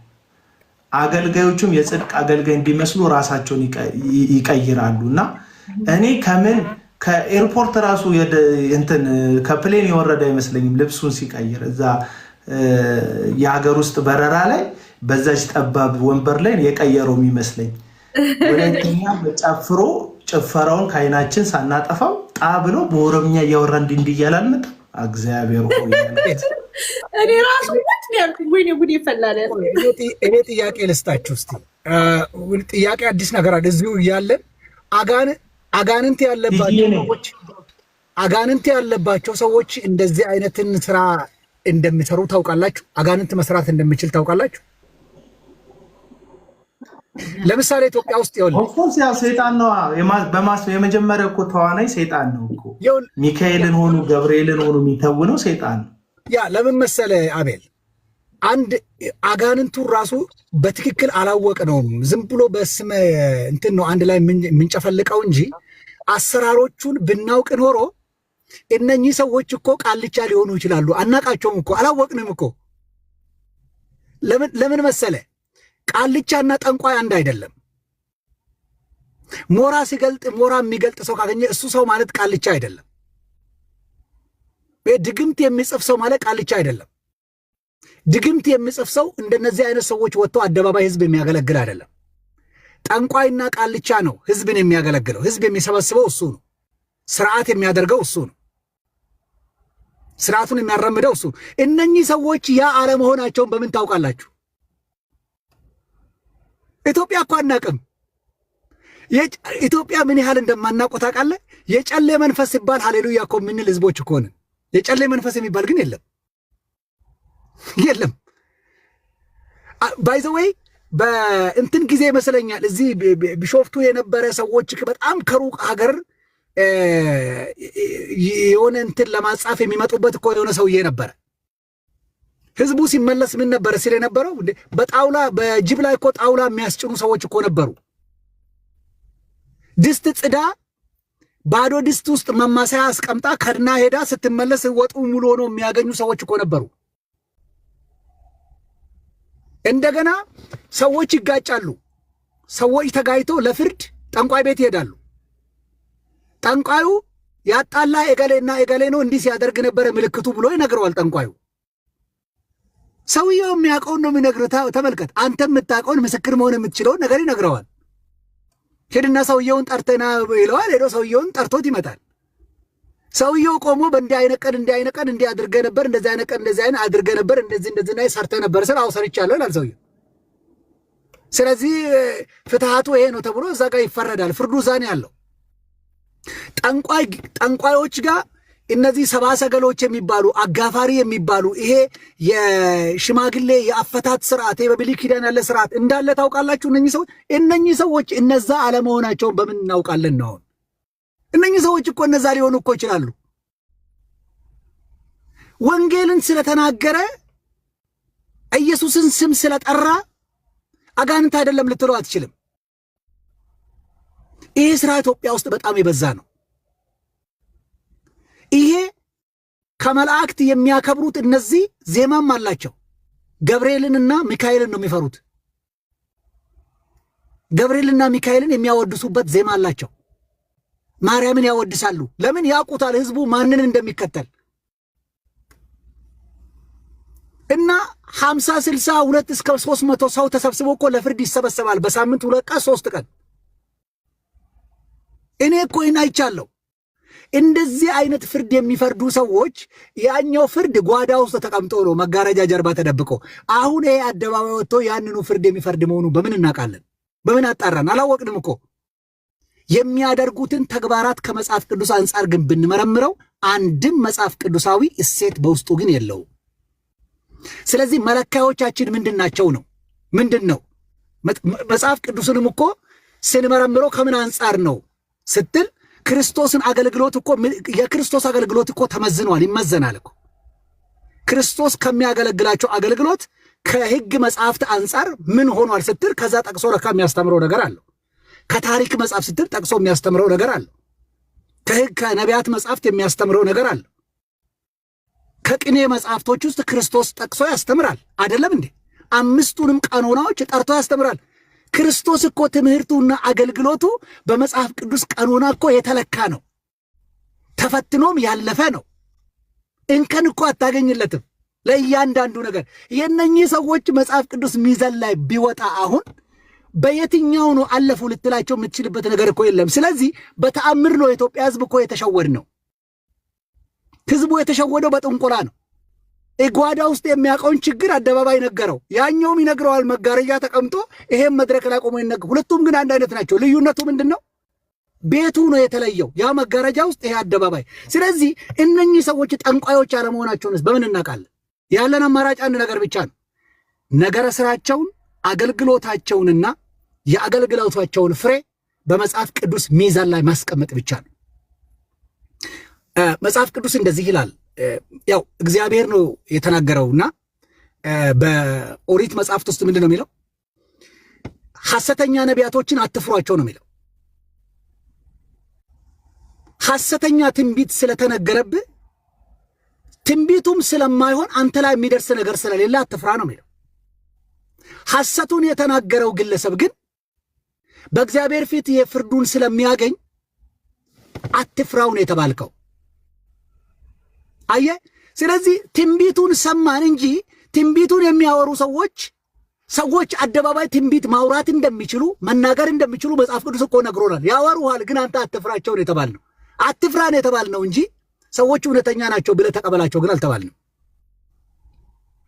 ስለዚህ የሰዎች አገልግሎት፣ የሰዎች ፍሬ፣ የሰዎች የዕለት ተዕለት ከማህበረሰብ ጋር የሚኖሩት ኑሮ በመጽሐፍ ቅዱስ ሚዛን ላይ ብናወጣቸው እነኚህ ሰዎች መጽሐፍ ቅዱሱ ዜሮ ያረጋቸውን ሰዎች ነው እኛ ክበን በጭንቅላት ላይ ተሸከምናቸው። አሁን ቅድም አንተ ያሳየኋቸው መረጃዎች ሰይጣኑ ራሱ ምርጥ የሆነ ቲያትር መማር ያለበት ኢትዮጵያ ሄዶ ከነዚህ ሰዎች ይመስለኛል። እቤት አስገብቶ ሰዎችን ደብድቦ እንዲህ አይነት መስክር ብሎ አደባባይ ያመጣዋል። ይሄ ብቻም አይደለም እኮ ይሄ ብቻ አይደለም። ስትጸልዩ ተብሎ እኮ መጽሐፍ ቅዱስ ለሰው ልጆች እኮ የጸሎትን ሂደት እኮ ነግሮናል። አይደለም እንዴ? ልጸልይ ነው ብለህ አደባባይ እኮ አታወራው። ተቀባብተህ ሰውነትን ጠብቀህ ውስጥን ሰውነትን አዳክመህ በመንፈስ ብርታት ለማግኘት እግዚአብሔር ፊት የምትወድቀው እንጂ ጸሎት ከበሮ ደልቀ ልመጣ ነው ብለህ ባነር ለጥፈ አቧራ አስነስተ ፕሮሞሽን ጠርተ የጾምና የጸሎት ቀን አለ በዚህን ቀን የሚባል አይደለም። ይሄ ከመጽሐፍ ቅዱስ አንፃር ማኔ ተቀል ፋሬስ ተብሎ ሊዋረድ የሚገባ ተግባር ነው። የለም እንደዚህ አይነት ነገር። እፍኝ ውስጥ ግባ ነው የሚለው እንጂ አደባባይ ውጣ።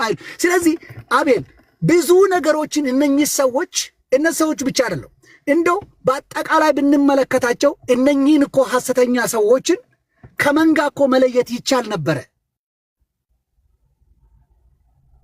አንዱም እንዳንለይ ያደረገን ነገር አጋንንት ብሎ የነገሩንንም ጭምር ብዙ መለየት ያቃተን አይመስለኝም። አሚን የቻልን አይመስለኝም። አንድ ጊዜ እዚህ 6 ኪሎ ጀርባ አንድ ትምህርት ቤት አለ፣ ሆቴል ነው። ትምህርት ቤት አይደለም ሆቴል ነው። በጎች ይሸጡበታል እና እዛ አካባቢ አንድ ፕሮግራም ነበር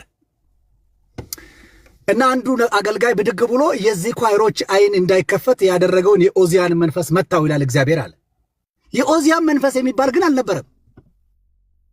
ሰው አሜን ብሎ እልልታው ቀልጦ ፕሮግራሙ ከማለቁ በፊት እኔን ቁጣ ነዶብኛል፣ ፓስተር ፕሮግራሙ አላለቀ ማይክ ስጠኝ ብዬ ጮኩ እኔ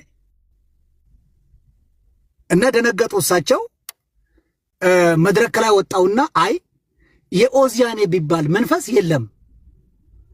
ኦዚያን በሞተበት ዘመን ነቢዩ ኢሳያስ አይኑ ተከፈተ የሚለው ቃል ኦዚያን በሕይወት በመኖሩ ለነቢዩ ኢሳያስ አይን አለመከፈት ያደረገበት ተጽዕኖም የለም። አይኑ እንዲከፈትም በሞቱ ያደረገው አስተዋጽኦ የለም። ዘመን ለመለካት ለመለየት ብቻ የተባለ ነው።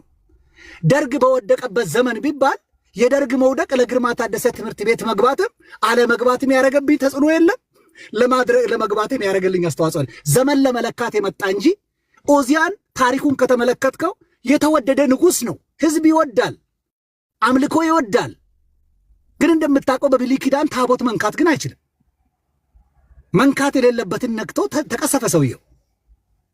በኢሳይያስ ላይ ያደረገው ምንም አስተዋጽኦ ግን የለም። እንደዚህ አይነትን ነገር ኢትዮጵያ ውስጥ አንከላከለው። በቃ አሜን ሃሌሉያ። ዛሬ እኮ በነበረው ፕሮግራም ላይ እግዚአብሔር የኦዚያንን መንፈስ መታው ብለን እኮ ነው ያወራው። ምን የለም እኮ መንፈሱ። ስለዚህ እንዲህ አይነት ትውልዱ መጽሐፍ ቅዱሱን እንዲያነበው ሳይሆን ቅድም ያልኩት እኔ እነዚህን ተመልክቼ ነው ያን ጊዜ አዲስ አበባ እያለን ግሪሳ የምንለው ይህንን ማህበረሰብ የሚሮጠው። ለምንድን ነው ግሪሳ ያልነው? ቁጭ ብሎ የሰማውን ከእግዚአብሔር ቃል አመሳክርም። አንተ ምንድን ነው አይልም። ሮጦ እርሻ ከዛም ሰብቶ ከዚህም ሰምቶ ከዚህም ሰምቶ ይሄዳል። ከበሽታው ጋር አብሮ ሰው ይኖራል። ለዚህ ነው ኢትዮጵያ ውስጥ ለሁሉም በሽታ ተነስ ሲባል የሚነሳ ጉባኤ ነው የምታየው። ሌላ በሽታ ስም ከጠራ ያው ጉባኤ ተመልሶ ይነሳል። መጽሐፍ ቅዱስ ሲያወራ ግን ፈውስ አንዴ ነው። ከበሽታ ጋር እንድንኖር እግዚአብሔር አልፈቀደም። ነገር ግን እውነተኛ ወንጌል አልያዝንምና ምን ልል ፈልጌ ነው፣ እነዚህ ሰዎች ጠንቋይ አለመሆናቸውን በምን እናውቃለን? ጠንቋዮቹ እኛ መጋረጃ ጀርባ ያለውን ጠንቋይ እንጂ የምናውቀው ሱፍ የለበሰ ጠንቋይ መሆናቸውንማ እናውቃለን እንጂ በምን እናውቃ? ይኸውልህ የምናውቅበትን መንገድ ልንገርህ። አባባል የገባ እነዛ ሰዎች ቢሆኑ ጠንቋይ ለመሆናቸውን ስትል እንደው መጠራጠር አይደለም፣ በአራት ነጥብ የምናውቅበት እርግጠኛ የምንሆንበት መንገድ አለ። መጽሐፍ ቅዱስ የሐዋርያት ሥራ ምዕራፍ 8 ላይ ወደ ሰማርያ ወረደ፣ ለሰማርያም ሰዎች ወንጌል መሰከረላቸው ይላል። ስለ ፊልጶስ ሲናገር ከዛ ሲሞን የሚባል ጠንቋይ ነበረ። ህዝቡን በምልክትና በድንቅ ያስደንቃቸው ነበር ይላል። ገንዘብ ይቀበል ነበር ከህዝቡ። አንደኛ የጠንቋይ ምልክት ላደረገው ተአምር የገንዘብ ክፍያ ይጠይቃል ጠንቋይ። ለዚህ ነው የሚሰካ መርፌ ወይም ስጦታ ወይ በግ ወይ እጅ መንሻ ወይ ቡና ወይ ስኳር ወይ አንዳች የሚጠይቅህን ወይ ጋቢ ወይ መለማመኛ የሚባል ነገር ለጠንቋይ ይዘህ ትሄዳለህ። እነዚህም ሰዎች እጅህን ባዶ መምጣት አትችልም፣ መለማመኛ ነገር ይዘህ ትመጣለህ። ልዩነቱን በኋላ አሳያለሁ። ለዚህ ነው ኢየሱስ ላካቸውና ሂዱ ወንጌልን ስበኩ አላቸው። በሽተኛን ፈውሱ፣ የታመመን አድኑ፣ የሞተ አስነሱ አላቸው። በነፃ የተቀበላችሁትን በነፃ ስጡ፣ እንዲሁ የተቀበላችሁትን ያለ ዋጋ ስጡ ብሎ ለሐዋርያቱ ትእዛዝ ሰጣቸው። ፈውስ በክፍያ ሆኖ አያውቅም። እነዩ ጩፋ አዳራሽ ላይ ከሄድን የሚፈውስ ዘይት አለ ይሉሃል። ማን ፕሮሰስ ሚዩት አድርገው ፕሮፌት ነብይ አገልግሎት የሚያገለግል ወንድም ሪኩዌስት ልኮ ነው አስገብቼው ነው ሚዩት ታሳለች። አሁን ነብይ እንደሚል እንትኑን አውቄያለሁ። ዝም ብዬ ነው ያለፍኩት። እሺ እና በነፃ ስጡ አላቸው። ለዚህ ነው የክርስቶስ ፐርፐዝሊ ነው ሉቃስ 12 ዓመት ደም የሚፈሳትን ሴት ጠቀሰና ገንዘቧን ለባለ መድኃኒቶች ከፍላ ጨርሳ ነበር ይላል። ገንዘብ ነበራት፣ እዚህ ጋር ይፈውሰኛል ብላ ሰጥታለች። ችግሩ አልለቀቀም፣ ገንዘቧ ቀንሷል። እየሄደች የሆነ ቦታ ላይ ገንዘቧ አለቀ። ከዛ ገንዘቧ ሲያልቅ የሄደችው ማንጋ ነው? በነፃ ፈዋሹ ኢየሱስ ጋር ነው የሄደችው። ስለ ኢየሱስ ሰማች። የልብሱን ጨርቅ ብነካ ድናለሁ አለች። በሰው መሃል ሆና ጫፉን ስትነካው ኃይል ከውስጥ ይወጥቷል አለ። የእኛ ጌታ የእኛ ንጉሥ ራሱን ሊሰጥ መጣ ነውና ከማንም ዋጋ አይቀበልም ወይም ገንዘብ አይቀበልም ከማንም። የእኛ ጌታ ይሄ በጣም በቃ አንድ ኢየሱስን ከምንወድበት ምክንያት ይሄ ነው። እንደው በድለነው ኃጢአት ኖሮብን እንኳን ፊቱ በርከክ ስንል ይሄን ካላረጋችሁ ምህረት አላደርግም አይልም። ሰይጣን እኮ ይኸውልህ ቃልቻ ምናምን የሚባል የዛር መንፈስ ምናምን ያለባቸው ሰዎች፣ በዘር የሚተላለፍ መንፈስ ያለባቸው ሰዎች እናውቃለን። ይሄንን በየሰፈሩ የምናውቀው ታሪክ። የሆነ መስዋዕት ካጓደሉ ሰው ይገላል እኮ ጨለማ ስለሆነ፣ ቤተሰብ ባደግ ይጨርሳል እኮ ክፉ ስለሆነ። እግዚአብሔር ባንታዘዘው እንኳን ለምህረት የፈጠነ ለቁጣ የዘገየ አምላክ ነውና የትኛውንም ተአምር የትኛውንም ፈውስ በገንዘብ የሚሰጥ አምላክ አይደለም። ነፃ ነው። ቢያስከፍለን ኖሮ ከፈውስ የበለጠ አሁን ከጎደለን ከምንለው ፈውስ የበለጠ አየር ያስከፍል ነበር። እግዚአብሔር ነፃን ያደረገልን ይህ የምንተነፍሰውን አየር 8-9 ቢሊዮን የዓለም ህዝብ ያለ ክፍያ ይህንን አየር በነፃ እንዲወስዱ አድርጓል። ዓለም ምን ያለ ገንዘብ ሰጥታናለች? ስልካችን ያለ ገንዘብ ተሰጥቶናል። ስልካችን ላይ ያሉ አፕሊኬሽኖች ያለ ገንዘብ የተሰጡ ናቸው። ስልክ አሁን የምንጠቀመው ቲክቶክን ያለ ቴሌ ወይም ደግሞ በኔትወርክ ከምንከፍለው ካምፓኒ ካልከፈልን ሰርቪሱን ማግኘት እንችላለን? አንችልም። ነፃ ምንም ነገር የለም ምድር ላይ። እግዚአብሔር ግን ውዱን ህይወታችን የሚቀጥልበትና የማይቀጥልበትን ሁሉ አየር በነፃ ሰጥቶናል እና ይሄ የእግዚአብሔር ነፃ ስጦታ ነው እና ጠንቋይ ያስከፍላል። የእግዚአብሔር አገልጋይ እውነተኛ አገልጋዮች አያስከፍሉም። ለምን? በተለይ አዲስ ኪዳን ላይ ከ90% በላይ ከ80% በላይ ገንዘብ የሚለው ቃል የተጠቀሰው ኔጌቲቭ በሆነ ስፒሪት ነው ወይም አሉታዊ በሆነ መንገድ ነው። አዎንታዊ በሆነ መንገድ አይደለም የተጠቀሰው። ኢየሱስ የመጀመሪያ ጊዜ ገንዘብን ሲጠቅሰው ለሁለት ጌቶች ልትገዙ አይቻላችሁም፣ ወይ አንዱን ጠልታችሁ ወደ አንዱ ትሄዳላችሁ፣ ወይ አንዱን ርቃችሁ ወደ አንዱ ትቀርባላችኋል። አለቅ። ዮሐንስ በመልእክቱ ደግሞ ዓለምን መውደድ ከአባት አይደለም፣ ዓለምን መውደድ እንደነዚህ ያሉት ናቸው አለና የዓይን አምሮት፣ የስጋ ምኞት፣ ስለ ገንዘብ ያለ መመካት ነው። ዓለምን የሚወድ በውስጡ የአባት ፍቅር የለውም ማለት። ነጋዴ ስፒሪት ውስጥ ካለ ዓለምን ነው የምትወደው። እንዴ ከምእመኑ በላይ እኮ ዓለምን የሚወዱት እኮ አገልጋዮቹ ናቸው። ያስቁሃል እኮ የ45 ሚሊዮን ብር ቪኤት እኮ በጣም ብዙ እልፍ ድሆች ባሉበት ሀገር ላይ በድፍረት አገልጋይ ነኝ ብለህ የነዳ የምትሄደው እግዚአብሔር ባርኮ አይደለም፣ አምላክ ገንዘብ ስለሆነ ነው። እንደውም ቀደም ትናንትና አንድ ጽሑፍ ጽፌያለሁ ፌስቡክ ላይ ምን ብዬ ጻፍኩ መሰላችሁ? የሐሰተኞች አምላካቸው ገንዘብ ነው፣ ሃይማኖት የላቸውም፣ ሃይማኖታቸው ገንዘብ ነው።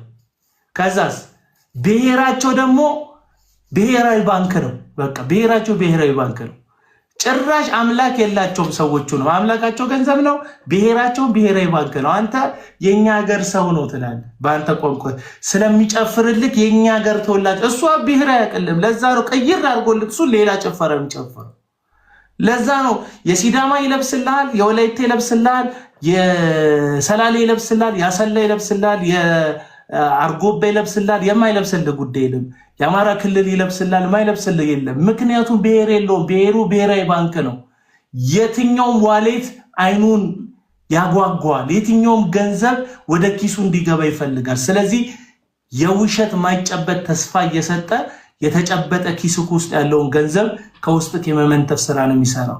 አንድ ወንድሜ በቅርቡ አሁን ፋይናል ስቴጅ ላይ የደረሰ ካንሰር ያለባት ሴት አንድ በስሙ የሚታወቅ ቴሌቪዥን ቻናል ያለው አንድ አገልጋይ ነኝ የሚል ግለሰብ ካንሰር የያዛትን ሴት የጡት ካንሰር የያዛትን ሴት መድኃኒትሽን እንዳትወስጂ ሐኪም ቤት ከሄድሽ ትሞቻለሽ፣ ጌታን ይፈውስሻለሁ ብሎሻል ብሏት አሁን ፋይናል ስቴጅ ላይ ነው ያለችው።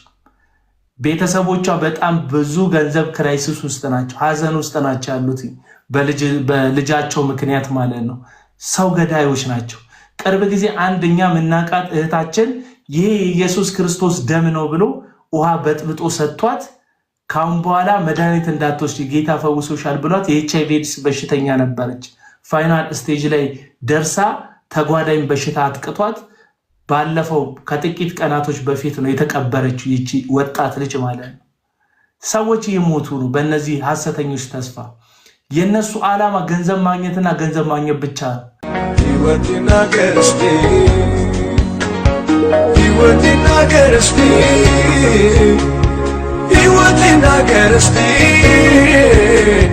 ወሬ አይደለም ምላሳችን ይናገራል። ሕይወታችን ሕይወታችን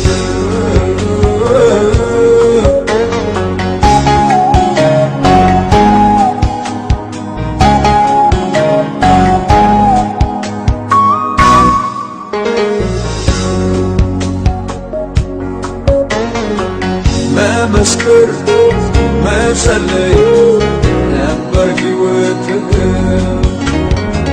መንፈሳ ያለም ላይ ከብዶ ቃላት ዛሬ ግን የታለ የድሮ ፍቅር ሁሉም ተቀየረ አረማመድህ የታለበት ሕይወት ይናገር እስቲ ሕይወት ይናገር እስቲ ሕይወት ይናገር እስቲ ሕይወት ይናገር እስቲ ወሬ አይደለም በራሳችን ይናገራል ሕይወታችን ሕይወታችን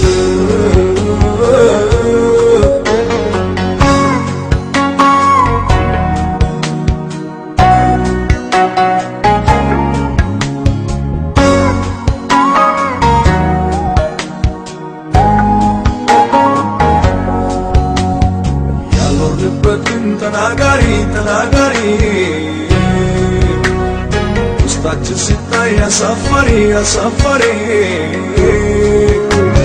ለታይታ መኖር ቀርቶብን ጌታን ያክብረው ጓዳችን የአደባባይ ላይ ፉከራ ቤታችን ይታይ ሲሰራ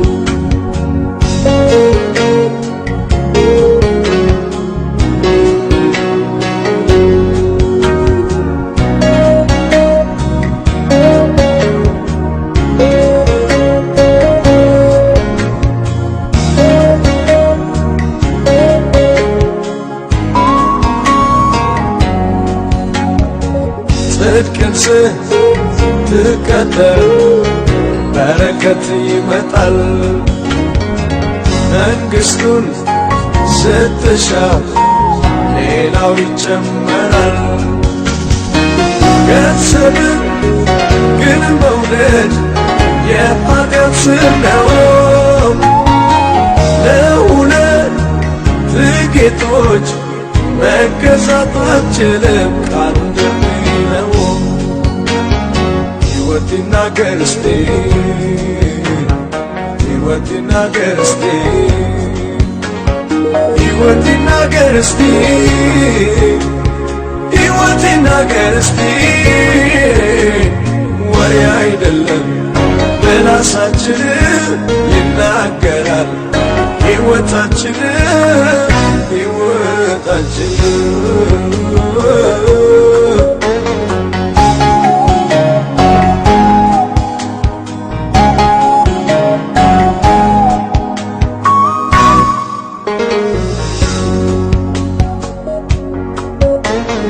ሆዳቸው ሆኖ አምላካቸው አምላካቸው ባሪያ አድርጎ ሲገዛቸው ሲገዛቸው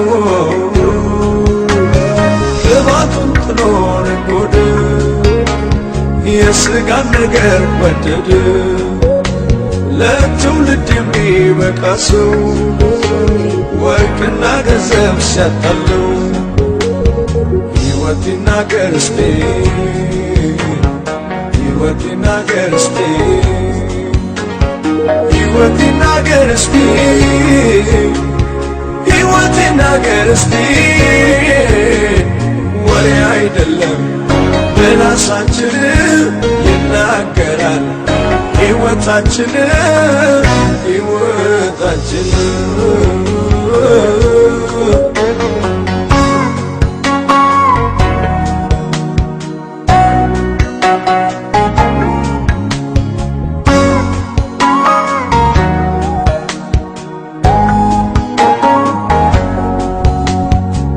ክርስቲያን ነኝ ካሉ መኖር እንደ ቃሉ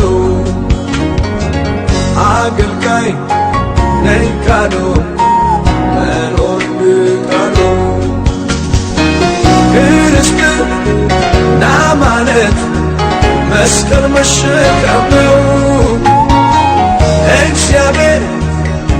መስሎ በሕይወት መኖር ነው ቃሉ መተግበር ነው።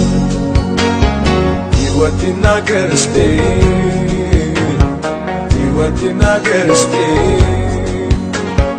ሕይወት ይናገር እስቲ ሕይወት ይናገር እስቲ ወሬ አይደለም ምላሳችን ይናገራል ሕይወታችን ሕይወታችን